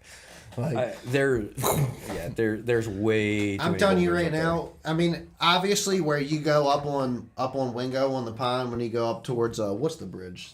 Holtwood or the there. When you're going up towards Holtwood. Holtwood. the Lancaster yeah. Bridge. We call it Holtwood. It's Holtwood Bridge. 520. Yeah. What's the road? I mean, there? like, dude, like, there's a known deep channel to go up that way. I'm telling you right now, when you go and you launch at Lapidum and you try to run up to the dam, it is a different type of run Yes. than up above the dam. It is not the same whatsoever. Because It you can is go- 112% jet boat territory. When you get when you're running on Conowingo, I mean, you have like one little shallow area, and then you're running 80 feet of water. Where is the little shallow area? Because I don't know where it is. I just run over top of it. I don't care. Right by the Muddy Run discharge. Oh yeah, it was not that shallow. That's like 6 foot. Yeah, right. Unless the water's low, then it's like 4. But But still, that's not that bad. and, But it's and hard there, bottom. and there is a big boulder there's a big like rock finger that comes out there too. But then when you get past that, it's 80 feet of water, like you said. You know, it's so when you get up there, like your max depth anywhere is like 10 feet, and there's random boulders all over that 10 You feet just have to know that how are to this far avoid- that are yeah. this far below the surface. You just have to know how to avoid the boulders. Though. Right. So But with the Susquehanna below the dam, That's what I'm talking about. it is Oh well, I mean, You have 10 foot of water, and you have boulders everywhere that are this far below the dude, water. you do not have 10 foot of water all On the way the- up to the Susquehanna Dam. No. I didn't mean all the way up to the dam. I just mean like above above Port Deposit. On the right side, Once you get above Port Deposit, on the right side, it's 10. It's 10 feet all the way. but up you to got to the watch out for the first riffle. sailboat though. You also have to watch out for the giant boulders that are everywhere. That It's a minefield. Just don't 10 hit feet. shit. You'll be You're fine. you'll be in like 10 feet of water, 10 And feet of then water, 10 feet of don't- water, Boulder. and then there's a boulder that's this far below the surface. I'm talking about getting up there where you can cast and hit the dam. Yeah, Well, not in fiberglass, but technically you can't do that. but you're not getting that far on a fiberglass. I've boat. definitely been close enough. Tommy Biffle is the only person I've ever seen that far up. My uncle did that once. Tommy Biffle, and now True story. Now, granted, it was when we had all that flooding and the water was super high and they canceled the Elite Series. Tommy Biffle was at the telephone wire, the cut, where the cutoff is. Yeah. The He had first his island. He had Yeah, his yeah. bass boat up there. Was he catching them now? That's pretty gnarly. I don't know. There's fish up there. I don't care. Dude, Oh, there's yeah, dude. so many fish up there. There's bigger fish below Conowingo than there is David above. Fritz. There's David, no question. David Fritz said when I talked to him at Susquehanna Fishing Tackle, he said that in that tournament in all that high muddy water, he was on a ridiculous crankbait bite. Like he wanted him to have that tournament because he was on a No ridiculous. way. David Fritz was on a retarded crankbait bite. Right, I know, right? But in the Susquehanna, with all that chocolate milk pouring down, he was on a crankbait bite in the river that he said it's the best he's ever fished on the bay. Really? Wow. With the Fritz side, I'm sure. No, I think this was pre-Fritz side. Really? Yeah, Interesting. that was 2017. I didn't realize the Fritz side 2017? was that new. It's only been out for like 5 years. Oh wow! I thought it was like OG type of shit. No, it's only been out for like 5 years.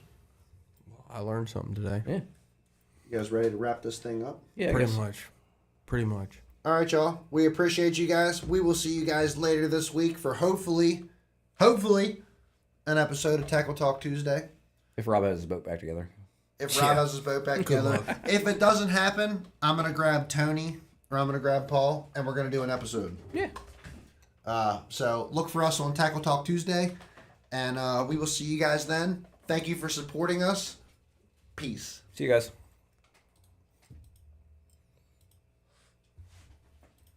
That was a good episode.